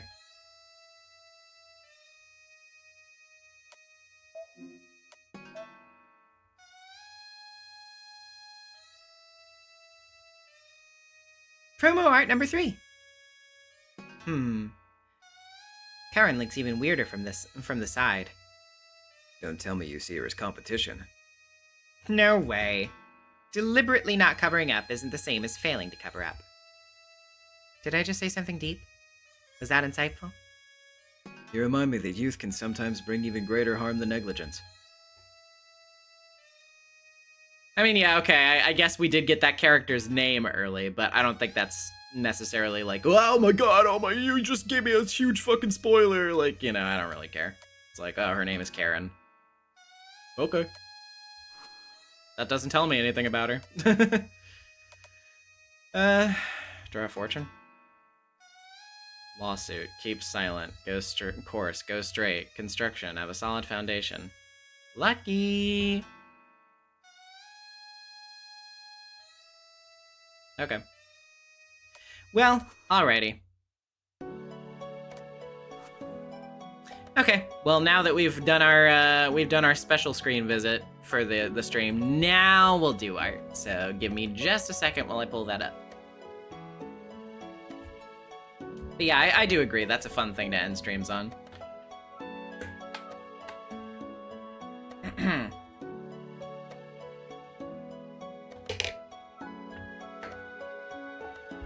It's okay, we don't have money. We'll just get more later. I'm sure it'll be fine. I won't be broke for long. Probably. No, don't play the fucking thing again. God damn it. Hold on a second. Go back to the fucking screen. Is it just gonna do that? Hold on. I'm just gonna put it on config so that it doesn't do that constantly. Sorry about that. Anyway, hold on just a second. Okay, there's that. Go to the server to check for art there.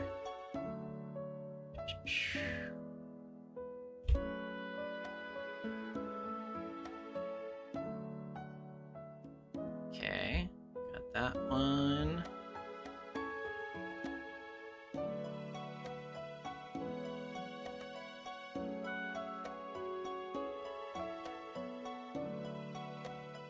Okay, that should be everything, so let me go ahead and get this pulled up real quick.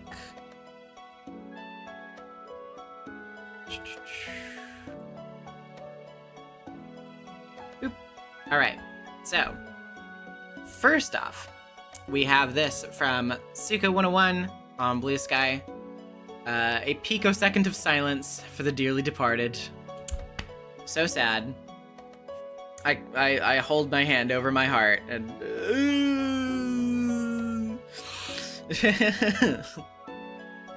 it's a shame. It's a shame. I would have loved to do more Kotsumine, but alas. See you in another spin-off or something, King. It is what it is. He would not be having a Halo, though.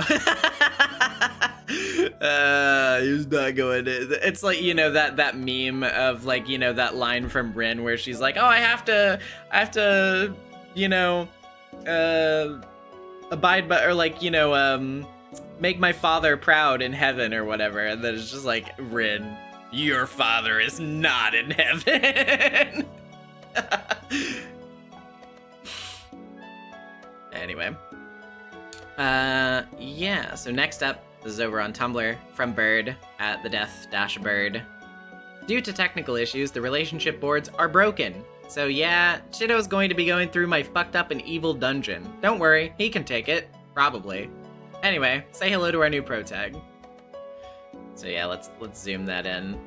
Deaths 1, dungeon number 1, torture of stolen protagonism stolen. That's really good. Jeez. What do you mean he's a priest, isn't he? I mean, he literally said he doesn't even believe in the religion. He's literally like, I don't know, I'm not a fucking church guy. I just work here, dog. But yeah, that's a fun switch up on the format, though. I like that. I like what you're doing with this, because yeah, I mean, given the format of everything, there's definitely no way we would have been able to do what we were doing before. So yeah, I think this is a good substitute. Good job with that, Bird. I'm looking forward to seeing how this goes as well. Alrighty. Next up, we have this, posted by CrossTech on the Discord server. Passing the torch. We're so back. Congrats on NezumiVA. I'm very excited for the return of Fate Fridays. Wanted to make this a short animation, but was on a trip for most of the week, so I didn't have time. P.S. I hope you enjoyed Bizette as much as I do. She's top 3 Type Moon character for me. Oh yeah, I really like Bizette so far, even of the little we've seen of her. The models are from Unlimited Codes, and other materials for the background are pulled from Siki Remake. Very cool. I quite like this. They're giving off maximum hype and coolness points. That sounded so dumb. Why did I say it like that? Anyway, really good. Quite good.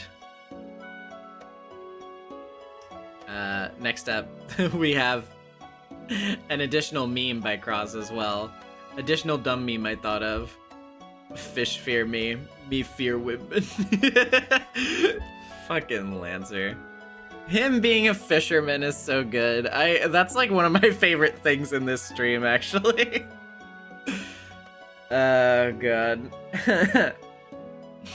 Yeah, I'm looking forward to seeing more of what everybody is up to. This is such a fun little thing, because the thing I really like about the tone of this game so far, I mean, like, obviously it has its story, its little time loop mystery thing that's going on that I'm very curious about, but like really the thing that I enjoy about this, beyond even just like, oh, it's fun slice of life and the characters get to fuck around and you know, be funny or whatever, is that we also just kind of like get moments for them to sort of, I don't know, just be sort of like reflective and, you know, just kind of sit back and like think about character relationships or talk about things that they might normally not have time for in a regular, like, more linear narrative, or like a more focused narrative, I guess. I find that like interesting and appealing, especially for a game like Stay Night, which had so many characters that had a lot of like pathos and background and stuff. You know, exactly like Hersher has just said just a second ago, Mitsuzuri already feels more relevant than she was to all of Stay Night. Like, yeah, that's the kind of stuff that I really like. You know, it's very neat. Yes, I do know from what I know about it, Kagetsu Toya does seem very similar to this as far as Tsukima goes too. Although I never got around to Kagetsu Toya. I've heard that the format of that one is also like really fucking confusing. I'll probably get around to it eventually. I'll probably just have to use a guide for it or something. I don't know. But in any case, yeah, I have quite enjoyed this first stream worth of Hollow Ataraxia. I hope you guys enjoyed it too, and look forward to more next Friday. As I said before, next Tuesday stream, usual Tuesday stream will be on Wednesday, not Tuesday, because I have to help out the save data guys on Tuesday. So I'll see you guys there if you watch them, which you should, because they're great. And I'll see you here on Wednesday for more Great Ace Attorney. And then again on Friday with this. See ya later!